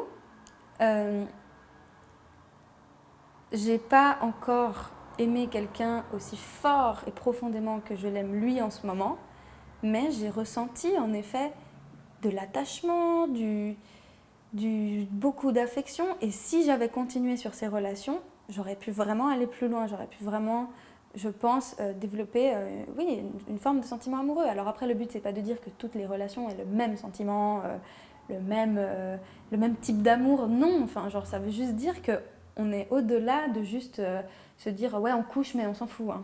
On se rappelle pas, ou ouais, t'es mon plan cul, c'est tout. Bah non. L'optique ici, c'est de se dire, si on veut coucher, on couche. Et si on veut s'apprécier, passer du temps ensemble, avoir une relation de type amical, plus, tout ce que tu veux, voire amoureuse, faisons-le, quoi. Laissons-nous le droit de le faire. Mais bon, évidemment, les sentiments, il faut que ça se cultive. Disons, moi, mon copain, si je suis tombée amoureuse de lui, c'est parce qu'il y a eu un moment où, en fait, on a cultivé ces sentiments l'un envers l'autre. Ça ne nous est pas tombé dessus comme ça, comme on dit, genre je suis tombée amoureux, il y a, je sais pas, moi, Cupidon qui est arrivé, touf. Moi, je pense pas. Je pense que si, avec mon copain, on s'était jamais donné l'occasion de développer cet amour entre nous, on n'en serait pas arrivé là. De vivre des expériences fortes, de se connaître aussi profondément, etc. Je pense que plus on se connaît, plus on s'aime, en fait. Tu vois ce que je veux dire ? Et le fait est que quand tu es polyamoureux et que tu décides que tu peux vivre ces relations, tu te donnes peut-être ce droit avec d'autres personnes et tu te dis, ok, peut-être que là je peux ouvrir la porte à cette personne et voir qu'est-ce qu'on peut cultiver ensemble. Et peut-être qu'un jour on en arrivera à une relation amoureuse sérieuse. Peut-être qu'en fait ça va être une amourette. Peut-être qu'en fait ça sera juste un peu un attachement, c'est tout. Mais ça va au-delà de juste on s'appelle, on couche et puis on fait comme si tu n'existais pas et puis je veux même pas savoir ton prénom. J'ai pas de jugement sur ce type de relation, mais c'est juste pas de ça qu'il s'agit ici, puisqu'on parle aussi de cette dimension affective. Donc moi, j'ai fait ce constat. Je me suis dit, en regardant mes relations passées, en me rappelant des premières fois que je suis tombée amoureuse, etc., je me suis dit, mais en fait, moi, je suis un cœur d'artichaut. Je me rends compte qu'en fait, oui, en effet, si je me laisse aller, je peux commencer à ouh, comme ça. Je suis sensible, en fait, à l'énergie de beaucoup de personnes. Et puis, ça veut pas dire que je tombe amoureuse comme ça, n'importe comment, hein. C'est quand même quelque chose d'assez sérieux de tomber amoureux, disons. Enfin, en tout cas, j'ai l'impression. Mais je sentais que j'étais sensible, en fait, à ça et que je pouvais avoir envie de ça. C'est juste que je ne me donnais pas cette opportunité, c'est tout. Et puis avec la personne avec qui je suis aujourd'hui, qui, comme moi, trouve que non seulement la théorie est vraie, mais qui aussi sent que ça peut très bien être le cas pour lui aussi, c'est juste un truc que tu ressens en fait, et on a décidé d'entamer notre relation dans ce contexte-là. Le fait est que moi, je me sens plus du tout légitime à dire que je suis polyamoureuse, déjà de un parce que en ce moment, je le perçois un peu comme une forme d'échec, même si c'en est pas un. J'en ai fait une vidéo sur ma chaîne d'ailleurs où justement je parle du fait qu'en réalité c'est pas un échec ce que j'ai vécu, mais c'est vrai qu'on peut difficilement le ressentir différemment pour être honnête. Parce qu'en fait dans notre relation on s'est rendu compte que c'était très dur quand t'es juste moulé dans une manière de faire qui n'a rien à voir. Tu vois ce que je veux dire? Alors franchement, il y a des personnes qui me fascinent, je sais pas comment elles font, qui arrivent à vivre ça, mais tellement sereinement. Des gens pour qui ça va tout seul. Pour moi, du coup, qui peut-être sont beaucoup plus légitimes que moi à parler de polyamour, puisque pour le coup, le vivent vraiment et l'expérimentent et ils sont sereins avec ça, peut-être, tu vois. Mais t'as quand même fait le test et c'est pas Ah oui, tout le mais monde. on l'a eu, hein, l'expérience. Ouais, c'est pas tout le monde qui pense à faire le test, probablement, et qui décide de le faire. Et en plus, même si. Parce qu'en fait, faire le test d'une relation polyamoureuse, c'est pas uniquement ta décision. Il faut que l'autre accepte, c'est un truc à deux. Et donc, du coup, parce que je pense qu'il y a peut-être des personnes, ça les intéresserait, mais ça n'intéresse pas du tout la personne avec laquelle ils sont. Et c'est là aussi où on peut se poser. Moi, je trouve que c'est. Alors, j'ai du mal aussi à percevoir cette dimension, je la comprends totalement. Mais je pense qu'il y a un gros. En fait, le gros avantage là-dedans, c'est qu'il y a un gros travail sur l'ego. Parce que du coup, ça ramène à la notion d'attachement, de possession de l'autre. On veut posséder les sentiments. En fait, quand on se dit à l'heure actuelle aimer une personne et être en relation avec une personne inconsciemment, en fait, si on a du mal à accepter le fait que cette personne s'en aille, c'est déjà en soi de l'attachement. Parce que du coup, si on aimait réellement tel qu'on définit, du coup, parce que l'amour maintenant, il y a différentes définitions, il y a amour ceci, amour cela, amour inconditionnel, qui est la vraie, d'après tous les textes yogiques, du moins spirituels et autres, l'essence même de l'amour, c'est aimer une personne pour qui elle est, et non pas ce qu'elle nous apporte. Sauf que du coup, si on aime une personne parce qu'elle est avec nous, comme tu peux voir quand la plupart des couples se séparent, je pense que tu as peut-être eu l'expérience, j'ai eu l'expérience, beaucoup de personnes, en général, c'est plus facile de rompre violemment. Ouais. Et de la détester. Et de détester la personne. Pourquoi? Parce que du coup, tu trouves une raison pour ne plus l'aimer. Elle ne m'apporte plus, elle m'a fait du mal. Voilà, mais au final, est-ce que tu l'aimais de base? Parce que du coup, si tu n'acceptes pas que cette personne s'en aille, est-ce de l'amour? Ou étais juste attaché à cette personne parce qu'elle comblait un manque intérieur? Ouais. Donc je trouve que l'avantage de ce genre de discussion autour du polyamour et tout, ça met peut-être en réflexion sur est-ce que les gens aiment vraiment la personne avec laquelle ils sont, ou sont-ils attachés à cette personne parce que celle-ci comble un manque qu'ils ne veulent pas percevoir parce qu'il faudrait qu'ils fassent un travail d'introspection. C'est intéressant parce que tu vois, par exemple, vu que nous, quand on a commencé notre relation, on est d'emblée parti sur une optique d'amour libre, justement.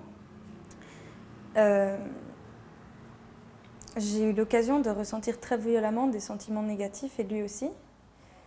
Alors, quand je dis que justement je ne me sens pas trop légitime à me dire polyamoureuse, c'est parce que je n'ai pas pu vraiment expérimenter la relation amoureuse multiple. J'ai pu expérimenter le fait de me connecter à d'autres personnes, d'avoir eu comme un début d'affection, etc., et d'attachement, et qui aurait pu peut-être aller plus loin, mais en fait, comme ça se passait tellement mal, on n'y arrivait vraiment pas, on a dû stopper. Est-ce que tu avais cette sensation de trahison? C'était plutôt... Parce que du coup, ça c'est quelque chose qui est installé quand on pense à être en couple et aller voir ailleurs, peu importe comment on veut définir la chose, relation libre, polyamour, c'est relié au sein de cette société Oui, comme étant une trahison. oui, Donc du coup, on l'interprète comme de la tromperie. on l'interprète de cette manière-là. Donc la question est, est-ce que tu as ressenti, malgré ton choix et tout, est-ce que tu as ressenti une sorte de... Non, pas de la trahison, mais un sentiment d'insécurité violent. Dans C'est quel plus sens? ça. Je me sentais pas trahie dans la mesure où me sentir trahie pour moi, ça aurait été attribuer des intentions malveillantes à la personne en question et inversement, parce que du coup je parle pour les deux. Pour le coup, moi, si je me sens trahie, c'est parce que je pense que quelqu'un a eu l'intention de me faire du mal ou de me mentir ou de me cacher quelque chose. Et là, ça n'a pas du tout été le cas. Et du coup, je me suis pas sentie trahie, mais voilà, j'avais tout d'un coup une peur viscérale. C'est comme si tout d'un coup, on avait appuyé sur des plaies ouvertes que je pensais fermer, tu vois.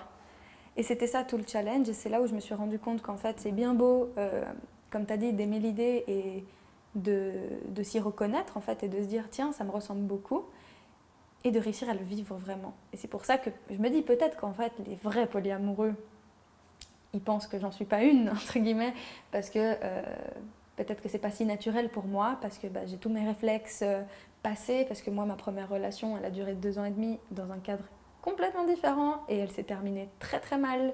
Et bref, et avant ma relation amoureuse, j'ai eu toute une histoire aussi très difficile en termes de relations, notamment familiales et tout. Et en fait, toutes ces blessures font qu'en fait, moi, je peux pas vivre ça sainement, en tout cas pas pour l'instant, je pense. Parce que, à mon avis, pour pouvoir vivre cet amour libre et sain et pour pouvoir s'épanouir mutuellement là-dedans, sans se déchirer, parce que le but c'est pas de... Enfin, sinon ça sert à rien d'être ensemble. Hein. Enfin, je veux dire, si on est ensemble, c'est quand même parce qu'on est mieux ensemble que seul. Et... Enfin, à nuancer. J'ai pas envie de faire d'abus de langage, mais t'as compris ce que je veux dire. C'est qu'en gros, non, mais si justement, ça a grésillé dans mon oreille. Non, c'est pas ça. Ce que je veux dire, c'est que c'est pas que t'es mieux ensemble que seul, c'est juste que tu trouves quand même un intérêt à être avec la personne, parce que ça te fait du bien, parce que t'es heureux, parce que tu l'aimes, parce que voilà. Parce que si ça t'apportait que du négatif, tu serais pas avec, quoi. C'est dans cette optique-là que je veux le dire. C'est bien que je reprenne, parce que mon oreille, elle a grésillé. Après, Non, je suis pas là pour... parce que t'es très bien aussi tout seul, et le but, c'est pas que la personne, ce soit ton prétexte pour être heureux. Non. Mais ce que je veux dire, c'est vraiment le côté où, en fait, si tu étais complètement déchiré dans ta relation, tu ne serais pas, quoi. Genre, le but, c'est pas de rester là si ça va pas du tout, jamais. Il y a des gens qui restent, mais c'est pas forcément le but. Moi, l'amour, c'est pas ça, c'est pas de se déchirer, de s'en mettre plein la gueule constamment et de, tu sais, le fameux oui, on s'aime et c'est pour ça qu'on se déteste et qu'on se fait des crasses. Non, je suis pas d'accord avec ça. Donc voilà. Je sais pas qui a inventé ça d'ailleurs. C'est intéressant de trouver la personne. Giga connerie, mais je comprends pas. Désolée, mais vraiment, quand je vois des gens dans des relations toxiques se dire oui, mais c'est parce qu'on s'aime, non. Qui aime bien, châtie bien, qui a sorti des trucs comme ça? Je sais pas. Bref, tout ça pour dire que, du coup, je sais plus, je me suis perdue, mais en gros, moi, c'est vrai que maintenant, j'ai un peu du mal à associer ma personne à ce mot, tout simplement parce que même si je sais que oui, si j'y arrivais, dans le sens où que j'avais pas autant d'insécurité, que j'avais pas tous ces trucs à régler par le passé et toutes mes angoisses, en fait, je suis sûre qu'en fait, je pourrais très bien le vivre, tu vois, et que ouais, je le sentirais et qu'il n'y aurait pas de souci avec ça.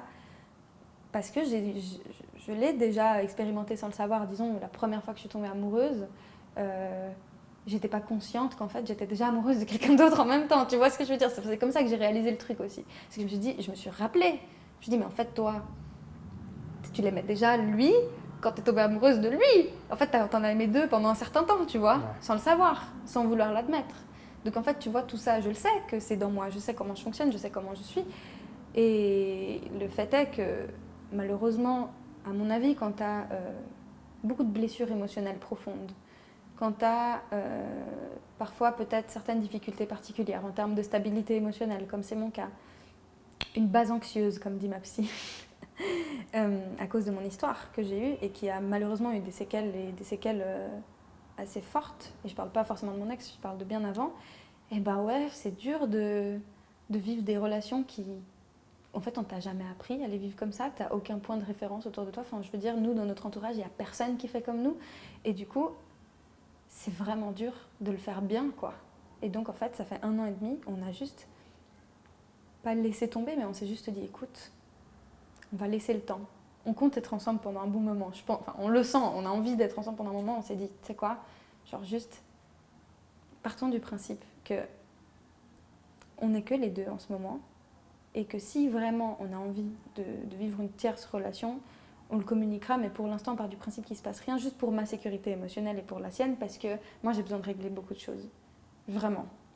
Je trouve ça vachement beau le fait que tu l'exprimes et que tu le dises, parce que ça demande une certaine vulnérabilité, surtout quand les gens peuvent écouter ou mettre une image sur qui tu es, accepter et exprimer verbalement, publiquement, des choses sur lesquelles on doit travailler. Je trouve que faut le reconnaître, c'est beau, c'est fort. Merci. Ça demande une certaine force d'être vulnérable.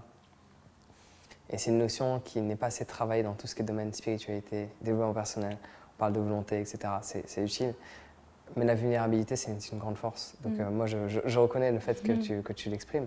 Sinon, pour changer un petit peu de sujet, pour revenir par rapport à ce qu'on disait au tout début, par rapport aux femmes, conditionnement de la société relié à comment les femmes doivent se comporter, pour accentuer un peu plus la démarche reliée au poil, parce que tu en as parlé, je voulais en parler, sauf que tu en as parlé légèrement, donc on va essayer de plonger un peu plus en profondeur. Mais c'est vrai que les hommes ont les poils autorisés, enfin du moins, sauf les cyclistes. Bon, et les nageurs. Et les nageurs, mais sinon c'est autorisé, on va dire, dans la culture, la manière dont on a été conditionné. Par contre, chez les femmes, il y a ce conditionnement qui pousse les femmes à s'épiler.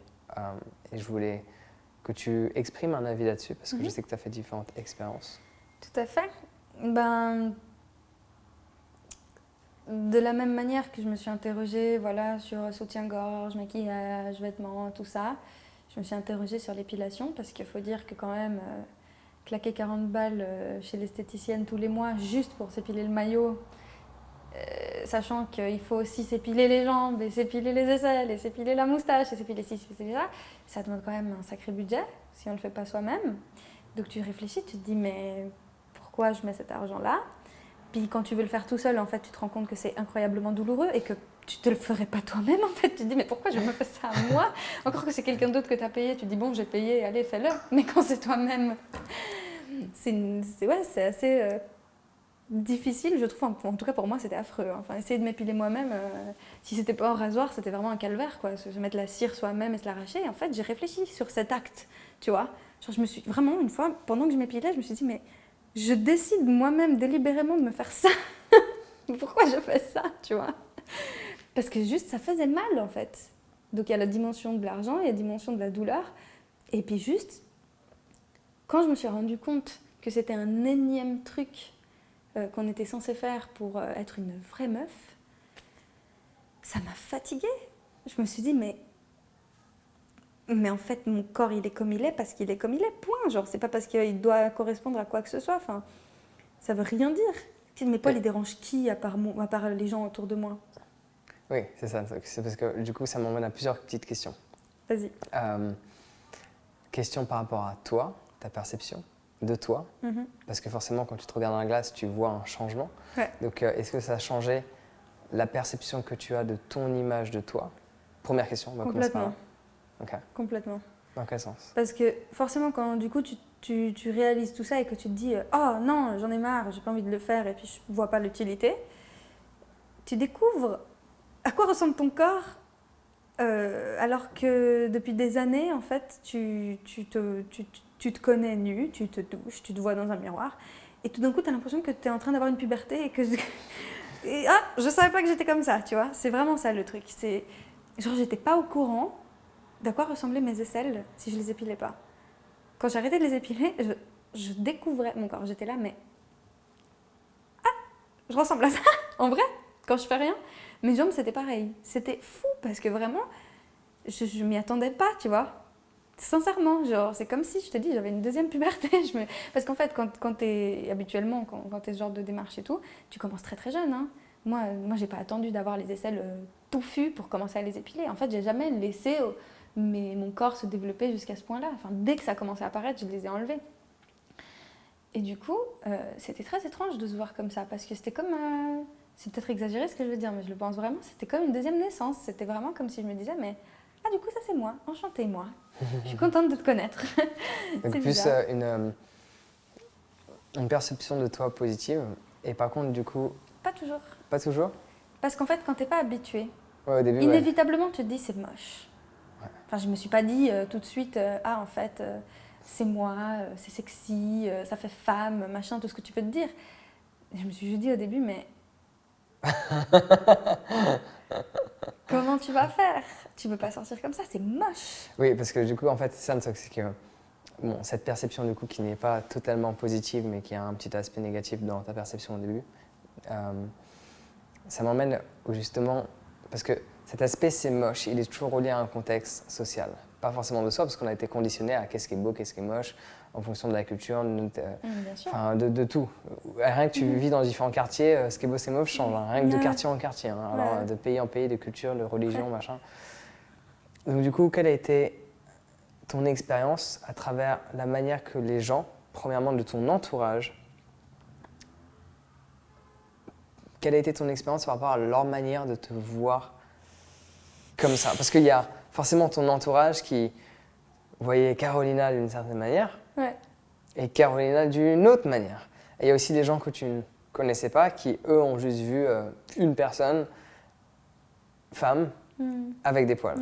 Donc, quelle était la réaction des deux personnes, des deux catégories? Inévitablement, le fameux mais comment tu vas faire pour trouver un mec?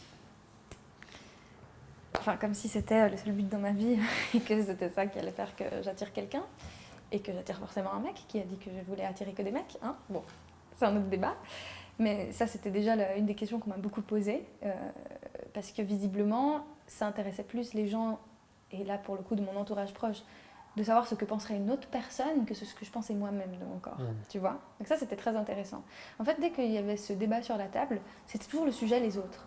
Mais comment tu vas faire alors quand tu vas coucher avec quelqu'un? Comment tu vas faire pour porter une robe? Comment on va te regarder?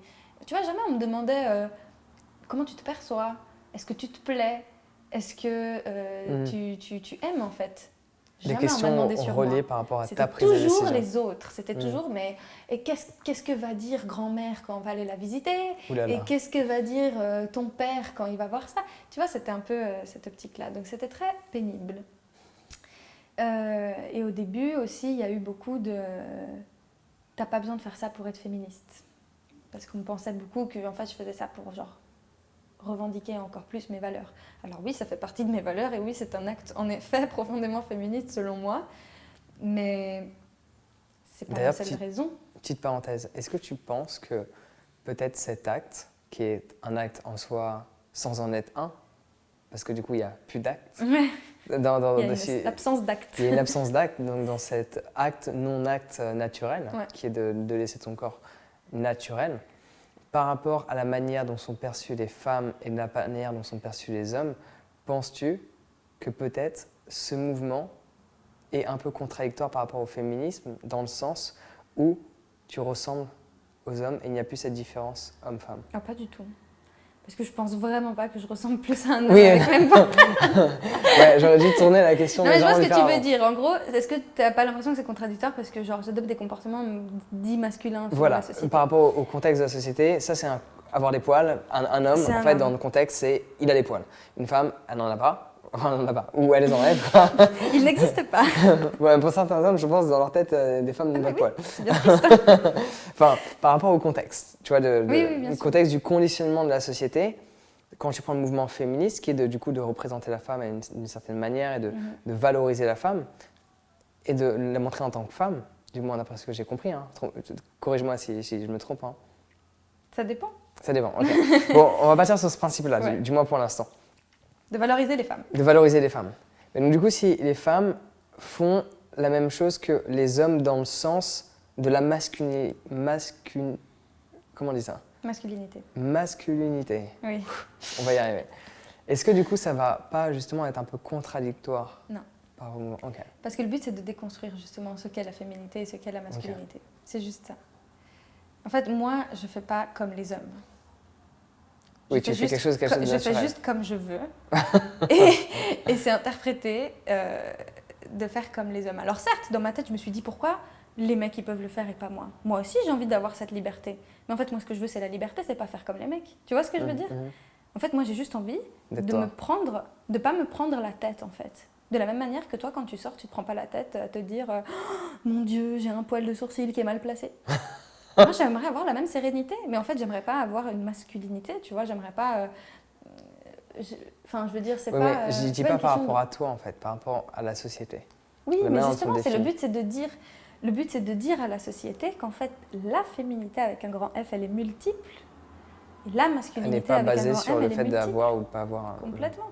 De la même manière qu'il y a des mecs qui vont commencer à se montrer sensibles, à peut-être vouloir adopter des comportements qu'on qualifierait de féminins, on pourrait leur dire oui, mais tu as des comportements féminins, etc.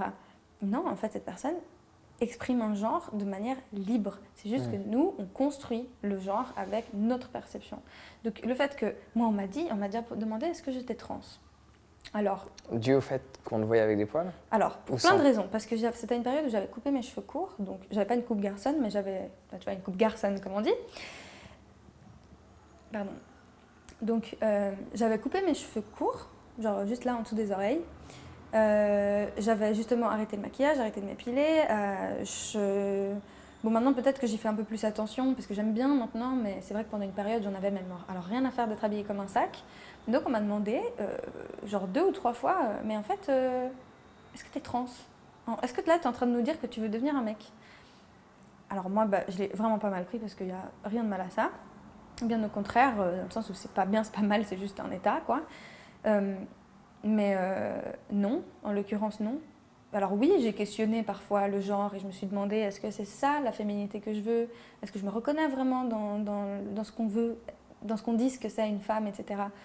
Je ne dis pas que je me suis jamais questionnée, mais en l'occurrence, quand j'ai fait tout ça, non, j'étais pas en train de faire une transition en fait. J'étais pas en train de dire bientôt j'ai envie que vous m'appeliez comme ça, avec les pronoms tel et tel machin. Mais en fait, c'est fou parce que vraiment, tous ces facteurs mis ensemble ont été perçus par les autres comme ah non, elle fait trop de trucs comme les mecs là. Du coup, c'est peut-être un mec. Et en fait, non, je suis toujours une femme.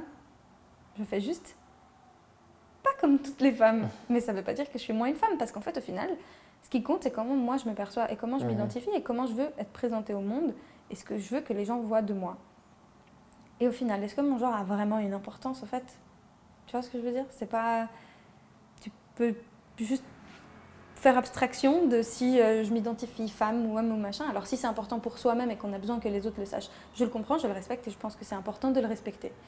Mais en fait, au pire, on peut aussi en faire juste un non-événement, que je fasse pas tout comme les femmes ou que j'ai des comportements comme des mecs. En fait, ça veut pas dire grand-chose. Moi, par exemple, quand j'étais en Inde, enfin, ça me fait penser à un truc. Quand j'étais en Inde, j'ai découvert la moustache des femmes. Donc, c'est vraiment pas pour dire que les femmes indiennes ont de la moustache et pas les autres. C'est pas ça. Quand j'étais en Inde, j'ai vraiment réalisé une féminité différente, pas parce que les femmes indiennes sont fondamentalement différentes, c'est pas ça. Mais juste parce que culturellement, j'ai l'impression, en tout cas, des endroits où j'ai été, s'épiler la moustache n'avait pas l'air d'être la priorité numéro 1 de ces femmes. Alors qu'ici, j'avais jamais fait attention à ça, mais bon, alors moi personnellement, je me suis jamais épilé la moustache, mais c'est vrai que j'avais jamais percuté le fait que la plupart de mes copines, des femmes qui m'entourent et tout, se l'épilaient souvent, ou se la décoloraient même. Et donc, quand je suis arrivée en Inde, c'est comme si j'ai eu un choc et je me suis dit, mais elles ont de la moustache, tu vois. Et en fait, c'est là que j'ai réalisé, mais non, mais c'est pas les Indiennes qui ont de la moustache, c'est juste que les femmes qui m'entourent en Suisse se l'enlèvent toutes. Mais si ces femmes-là arrêtaient de le faire, en fait, j'aurais peut-être déjà été habituée à les voir avec de la moustache, tu vois. Alors peut-être qu'elles n'auraient pas eu la même moustache que toi, mais elles en auraient eu quand même une. Et donc, quand j'étais en Inde, ça m'a fait ce déclic aussi, où je me suis dit, mais c'est fou l'illusion que ça crée, tu vois. Moi, c'est parce que j'ai été, du coup, avec beaucoup de femmes qui, elles, pour le coup, n'en avaient rien à faire, et elles se sentaient pas moins femmes parce qu'elles avaient des poils sur la lèvre supérieure. Non, c'était toujours des femmes, et elles s'identifient comme telles, et il n'y avait pas de souci. Et elles étaient très belles aussi. Mais réaliser qu'en fait, quand j'étais en Suisse, j'avais vraiment l'illusion qu'une femme n'en avait jamais, ça a été vraiment choquant parce que je me suis dit, mais waouh, en fait, le mensonge va à ce point loin, quoi. Genre, bon, peut-être que mensonge, c'est un grand mot, mais dans le sens où moi, je l'ai vécu comme ça. Je me suis dit, mais en fait, j'ai l'impression que pendant tout ce temps, je croyais quelque chose de complètement faux, mais on me le faisait croire. Et ça m'a frustrée un peu, tu vois. Genre et c'est un peu ce que j'aimerais qui n'arrive pas aux plus jeunes générations. J'ai pas envie que des jeunes filles, quand elles commenceront à avoir des poils, elles se disent c'est quoi ce mensonge? J'ai des poils. Aucune des femmes que je connais a des poils. On m'a pas dit que j'en aurais, tu vois. Ben justement, moi, je les laisse pour que un maximum de personnes, en tout cas que je peux atteindre, s'y préparent et sachent que y a pas de souci, c'est ok. et t'es pas moins femme, et t'es pas dégueu, et t'es pas sale, parce qu'en fait, entre prendre une douche et s'épiler, il y a quand même un monde, quoi. C'est pas, enfin, je veux dire, tu peux très bien ne pas t'épiler et prendre des douches, il y a absolument rien à voir. Ouais. Donc, Le truc, c'est que pour changer ce conditionnement, il faut le changer dès l'école. Parce que du coup, dans les manuels scolaires, en regardant différents corps, hommes ou femmes, on va voir les hommes avec des poils. Alors parfois, il y a la représentation des corps, les deux sans poils, en fonction des représentations, de l'anatomie qu'on veut. Mais ça peut arriver qu'on voit l'homme avec des poils et la femme sans poils. Il n'y a aucune représentation à l'heure actuelle. Donc elle a juste un petit triangle sur le pubis, mais alors rien d'autre. Rien d'autre. Les aisselles, ça n'existe pas, les jambes, non.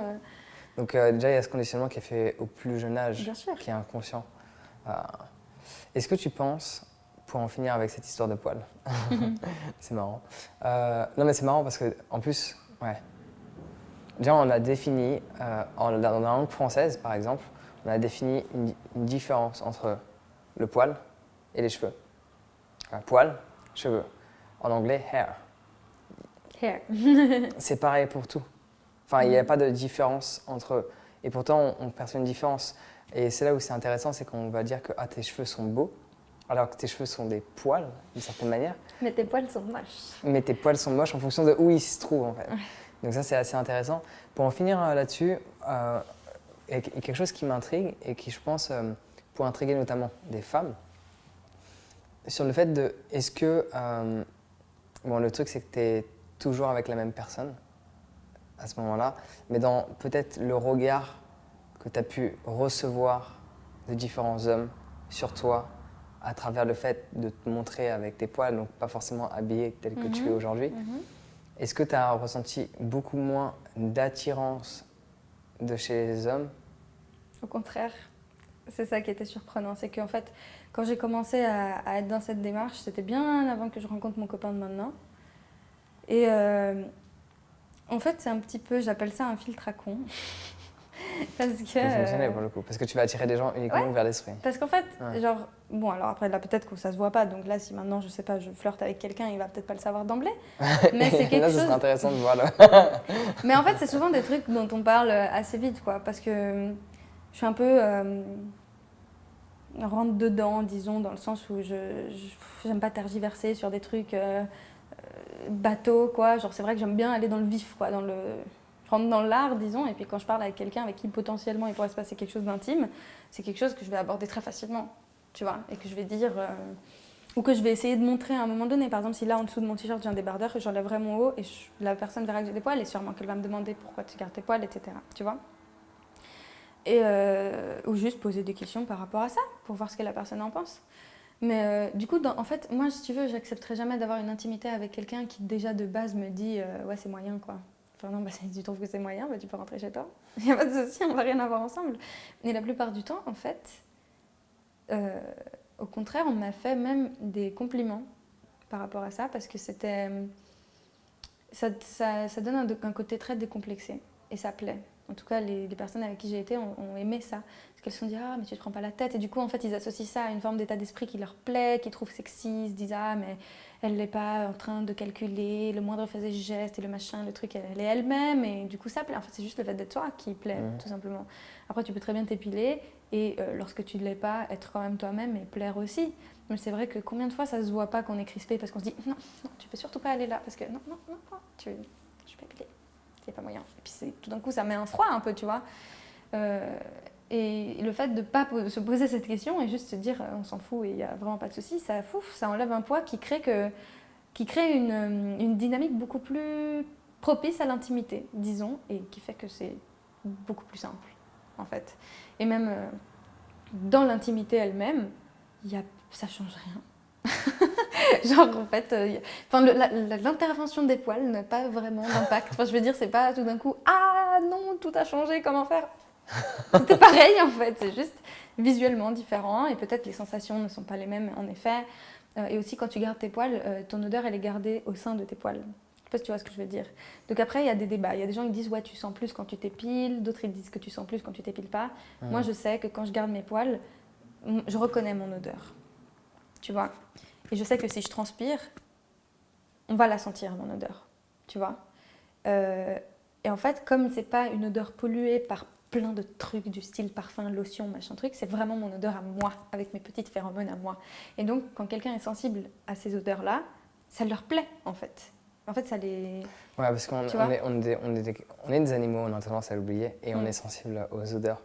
Et les odeurs, et c'est comme ça qu'on parle aussi d'un point de vue plus pratique, parce que quand on parle d'alchimie entre deux personnes, on a des gens qui pensent à tout ce qui est alchimie entre deux personnes, ils vont penser à un aspect énergétique, chose qui est le cas, mais un aspect odorat également. Même si on ne sent pas forcément l'odeur, il y a l'essence, il y a le toucher, le visuel, il y a l'essence, le toucher, mais mettons, là, je ne te sens pas, tu ne sens pas. Voilà, comme ça, les personnes qui se posaient la question le savent. Je ne pue pas, là. Tu ne pues pas, tu ne sens pas tout court.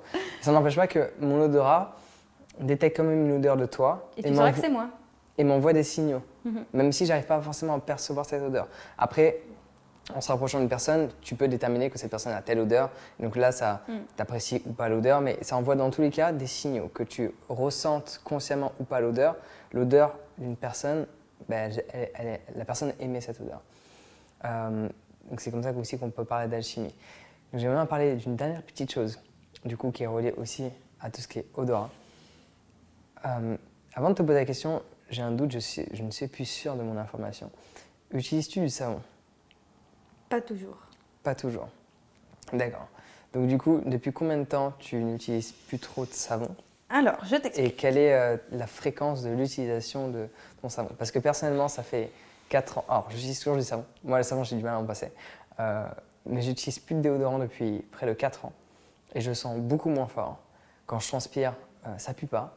Est-ce que t'es végane ? Oui, forcément l'alimentation aide énormément. Mais quand je transpire, il y a même des gens, quand je transpire, ils me disent, tu sens bon ? Ah, ok. Alors, je dirais pas que c'est tout le temps, mais on me fait. Mais ça t'est arrivé. Mais en fait, on me fait souvent des compliments sur mon odeur corporelle. Ouais. Et ça m'arrive fréquemment, ça m'arrive pas juste une fois, ça m'arrive fréquemment. Quand je fais souvent des câlins, je suis très australien dans l'âme. Dans des câlins, ah, tu sens bon ? Non, je mets rien. T'as rien mis ? Non, déodorant, rien. Par contre, bon, je me lave, savon organique. Et donc, du coup, j'aimerais savoir comment ça se passe pour toi. Alors, il faut savoir que moi, j'ai une peau qu'on appelle qui fait du dermographisme. En fait, ça veut dire que par rapport à la moyenne, elle réagit excessivement vite aux marques. C'est-à-dire que là, si je me gratte, je vais avoir une route qui va se faire sur mon bras. Si tu me tapes le bras, je vais devenir toute rouge. Je ne te taperai pas. Merci, ça me touche. Bref, j'ai tendance à gonfler facilement et tout. Et du coup, c'est vrai que pendant longtemps, vraiment, j'ai eu des problèmes de sécheresse de peau, je me grattais beaucoup et tout. Alors, elle est très douce, hein, genre, ça se voit pas que j'ai ça. Mais c'est vrai qu'elle a tendance à réagir un peu à tout et n'importe quoi, tu vois. Alors, bizarrement, pas au produit, ça c'est très étrange. Alors, tu peux me mettre le produit le plus intense du monde là sur le bras. D'habitude, ça se verra pas trop, c'est plus aux impacts, tu vois, au toucher. Et donc, pendant longtemps, vraiment, c'était difficile parce que je sentais que j'avais envie beaucoup de me gratter. J'ai pas d'eczéma, j'ai pas d'herpès ou ce genre de trucs qui sont des choses qui grattent habituellement. Mais on a découvert que j'avais ce qu'on appelle un urticaire génétique. Je sais pas ce que c'est, mais en gros, j'ai une forme d'urticaire. Le truc, c'est que ça se voit pas. Bon, en gros, j'ai su ça bien après avoir commencé à être dans cette démarche. Et si tu veux, avant même de savoir que j'avais ça, je m'étais, comme pour le reste, interrogée sur mais est-ce que c'est bon pour moi de me tartiner ces choses sur mon corps, tu vois ? Parce que moi, j'utilisais les gels douche comme tout le monde. Donc, non seulement il y a une question écologique parce que ça pollue énormément les eaux et que c'est très nocif pour l'environnement, parce que les emballages, parce que tout ça, mais aussi juste la peau, ça absorbe en fait ces trucs aussi. Tu réfléchis à ce que tu manges, mais tu réfléchis pas à ce que tu mets sur ta peau. Ta peau, c'est une deuxième bouche, en fait. Tu consommes pas des savons organiques, par exemple ? Alors, on y vient. En fait, quand j'ai arrêté d'utiliser ces gels douche, c'était par hasard. C'est juste parce qu'il y a une fois, j'en avais plus et que je me suis dit « Ah, merde, j'ai oublié d'en acheter. Bon, je me douche sans. Allez, pour une fois, c'est pas bien grave. » Et découverte, alors que je gardais déjà mes poils et tout à l'époque, j'avais l'impression que ça changeait rien. Non, mais vraiment. Alors, petite parenthèse, je me lave les mains avec du savon et je me les désinfecte quand il le faut. Je me lave toujours les dents avec du dentifrice. C'est quoi l'autre truc que j'utilise là, j'ai oublié ? Il y a encore un troisième truc que je précise d'habitude et j'ai oublié. Ah oui, du shampoing. J'utilise toujours du shampoing, même si c'est du shampoing spécial. Non. Mais le reste du corps, déjà, même entre les jambes. Depuis toujours, j'ai jamais mis du savon là-bas. Ma mère, elle m'a toujours dit c'est pas bien, il faut pas mettre. Enfin voilà, c'est un truc. En tout cas pour nous, c'est auto-nettoyant quoi. Genre tu te nettoies l'extérieur avec de l'eau chaude, délicatement. Tout va bien, la vie est belle, même quand t'as tes règles, même à n'importe quel moment du cycle, ça se passe bien. Donc en fait, le gel douche, vraiment, je l'appliquais que sur mes bras, mon dos, mon torse, mes jambes, mais j'en mettais même pas dans la fameuse partie qui fait peur à tout le monde parce qu'à chaque fois on me disait oh, mais même tu mets pas de savon là-bas non plus. J'étais là non mais même avant j'en mettais pas donc bon. Et donc ce jour-là, je me suis lavée sans savon. Je me suis lavée sans savon et j'ai pas vu de différence. Je me suis juste dit bon je sens pas la fleur d'oranger mais j'ai l'air propre en fait. Alors peut-être que mon corps a une fonction particulière qui arrive à se débarrasser de ce qu'il faut très bien, je ne sais pas. Mais alors, touche ma peau. Waouh. T'as vu, je suis douce, hein. Non mais tu vois, genre c'est pas... Genre, ouais. Tu t'as pas de la crasse dans les ongles quand tu me touches, tu vois ce que je veux dire? Ça va, pas sûr. Non mais, en mode, j'ai vu que ça marchait une fois, et je me suis dit, mais en fait, est-ce que j'en ai vraiment besoin? Et puis mon odeur, elle change pas tant que ça. Alors à cette époque-là, j'utilisais encore du déo. Au début, est-ce qu'elle n'était pas un peu plus forte? Parce que... Non, j'ai juste découvert mon odeur à nouveau. C'est comme pour les poils. J'ai juste appris que, je sens ça. Mais je sentais pas mauvais, je sentais juste moi. De la même manière que j'adore l'odeur qu'a ma mère. Mais moi, l'odeur qu'elle a ma mère, c'est pas l'odeur de son parfum, c'est son odeur à elle. Moi, ma mère, quand elle dort et qu'elle laisse son pyjama sur le lit, le premier truc que je fais, c'est que je prends... Mais j'ai 23 ans bientôt et je le fais encore. Je prends son pyjama, je sens son odeur. J'adore l'odeur de ma mère, tu vois. Mon mec, c'est pareil. Je préfère 1000 fois plus quand il sort d'une journée de travail et qu'il rentre à la maison et qu'il me dit « Ah non, attends, j'ai transpiré, je suis là. » Mais non, mais bien justement, j'aime ton odeur à toi. Alors oui, il y a une différence entre son odeur naturelle, disons, à lui, et puis l'odeur qu'il peut avoir après 3 jours sans s'être lavé, on est d'accord. Mais là, pour le coup, je parle juste de l'odeur à soi. Et c'est une odeur qui me plaît. Et je me suis dit, alors si moi, j'aime l'odeur des autres et leur vraie odeur, pas celle du parfum auquel il me fait penser et tout, non, c'est son odeur à lui, sûrement qu'il y a des gens qui aiment mon odeur à moi. Et c'est vrai, en fait. Et ça, c'est un filtre aussi. Parce que c'est là que tu vois les compatibilités. Alors, ça sentait pas plus... Enfin, mon corps sentait pas plus fort, parce que comme je t'ai dit, habituellement, ce qui sent fort sur le corps, c'est quoi? C'est la transpiration, notamment des aisselles, et c'est ce qui peut se passer entre les jambes. Si entre les jambes, ça sent nauséabond, disons, si ça sent vraiment pas bon, c'est qu'il y a un souci, une infection, une mycose, quelque chose qui va pas. Donc, c'est une alarme. Et en fait, c'est là que j'ai vu la force du truc. C'est que je me suis dit, en fait, maintenant, j'ai pas le nez pollué par plein d'odeurs. Si j'ai une odeur étrange, ça veut dire que quelque chose ne va pas. C'est l'avantage, ça te permet de mieux examiner qu'est-ce qui peut ne pas aller dans ton corps. Ouais, et donc, comme je t'ai dit, même déjà à la base, entre les jambes, je mettais rien, mais c'est vrai que du coup, comme j'avais pas de savon qui faisait que j'avais une odeur particulière, j'étais juste plus attentive à mon corps de manière générale. Tiens, ma sueur aujourd'hui, elle sent pas pareil. Est-ce que ça veut dire qu'il y a quelque chose qui va pas? J'ai mangé quelque chose. Voilà, et en fait, c'est un indicateur aussi de bonne santé, tu vois. Et bizarrement, mes problèmes de peau ont beaucoup diminué depuis. Donc en fait, ça fait maintenant plusieurs années que juste, je me suis rendu compte que poil ou pas poil, je peux très bien minutieusement, je me douche avec de l'eau. Après, l'eau qu'il y a chez moi, peut-être elle est de bonne qualité, disons, parce que je sais qu'il n'y a pas tout le monde qui peut le faire. Ils me disent « Oh, l'eau, elle est trop calcaire ici. » Alors, moi, chez moi, ça va. Mais j'ai remarqué que ça allait très bien, en fait. Alors, la plupart du temps, personne ne le remarque. Après, c'est vrai que j'ai eu une période où j'utilisais pas de déo non plus et que vraiment, j'en avais un peu rien à faire, tu vois. Et des fois, je sentais la sueur et je m'en foutais. Et bon, je sais, dans ces moments, maintenant, j'ai fait plus attention, mais c'était des moments où vraiment, genre, je crois que j'étais dans une démarche de on s'en fout de tout, machin. Et maintenant, j'ai changé d'optique là-dessus. Maintenant, je me dis, ouais, bon, si je sens la transpi, je vais changer des vêtements, je vais mettre du bicarbonate sous les aisselles en guise de déodorant et je prends bien ma douche tous les jours pour être sûre que mon odeur est normale. Mais quand je fais ça, du coup, et que j'ai ma petite routine bien comme il faut d'hygiène tous les jours, la vie est normale. Enfin, il n'y a personne qui me regarde bizarrement. Mes potes me prennent dans leurs bras. Enfin, tout va bien, quoi. Genre, c'est pas... Et les seuls moments où j'en utilise, c'est quand vraiment, voilà, j'ai passé une journée dans le cambouis, que je suis allée, je sais pas moi, que j'ai été dans la forêt toute la journée, que j'en ai partout, de la terre, des trucs comme ça. Bon, après, je dis ça, c'est très cliché, comme si je passais ma vie dans la forêt, mais c'est pas. C'est juste que parfois, ça se peut, tu sais, dans certains contextes, je sais pas, tu fais des grillades, imaginons, et puis t'as plein de l'odeur du barbecue sur toi et tout, mais c'est un peu. Quand même, tu manges pas de viande, hein. Mais que tu sens, voilà, la fumée et tout. Des fois, ouais, tu te dis, j'aimerais m'enlever cette odeur un peu.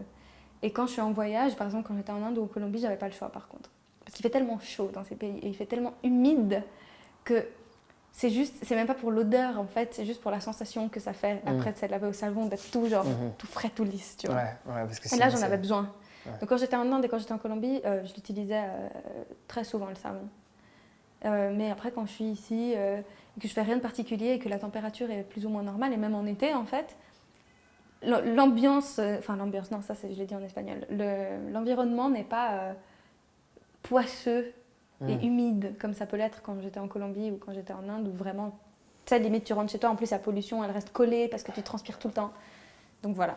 C'est différent, ouais, carrément, je te suis. Et là, du coup, l'avantage, c'est que tu peux faire un test et voir quelle est l'alimentation qui est censée te correspondre. Parce que si tu fais le test, du coup, de continuer de consommer ce que tu peux consommer en tant que personne, on va dire lambda, tu vois, qui consomme les mêmes produits que la plupart des gens, ton frigo, il ressemble au frigo de ton voisin. C'est ce que j'appelle consommer lambda, tu vois. Tu ouvres ton frigo, tu vas chez ton voisin, si tu as le même frigo, c'est que, voilà, si tu consommes un peu comme tout le monde.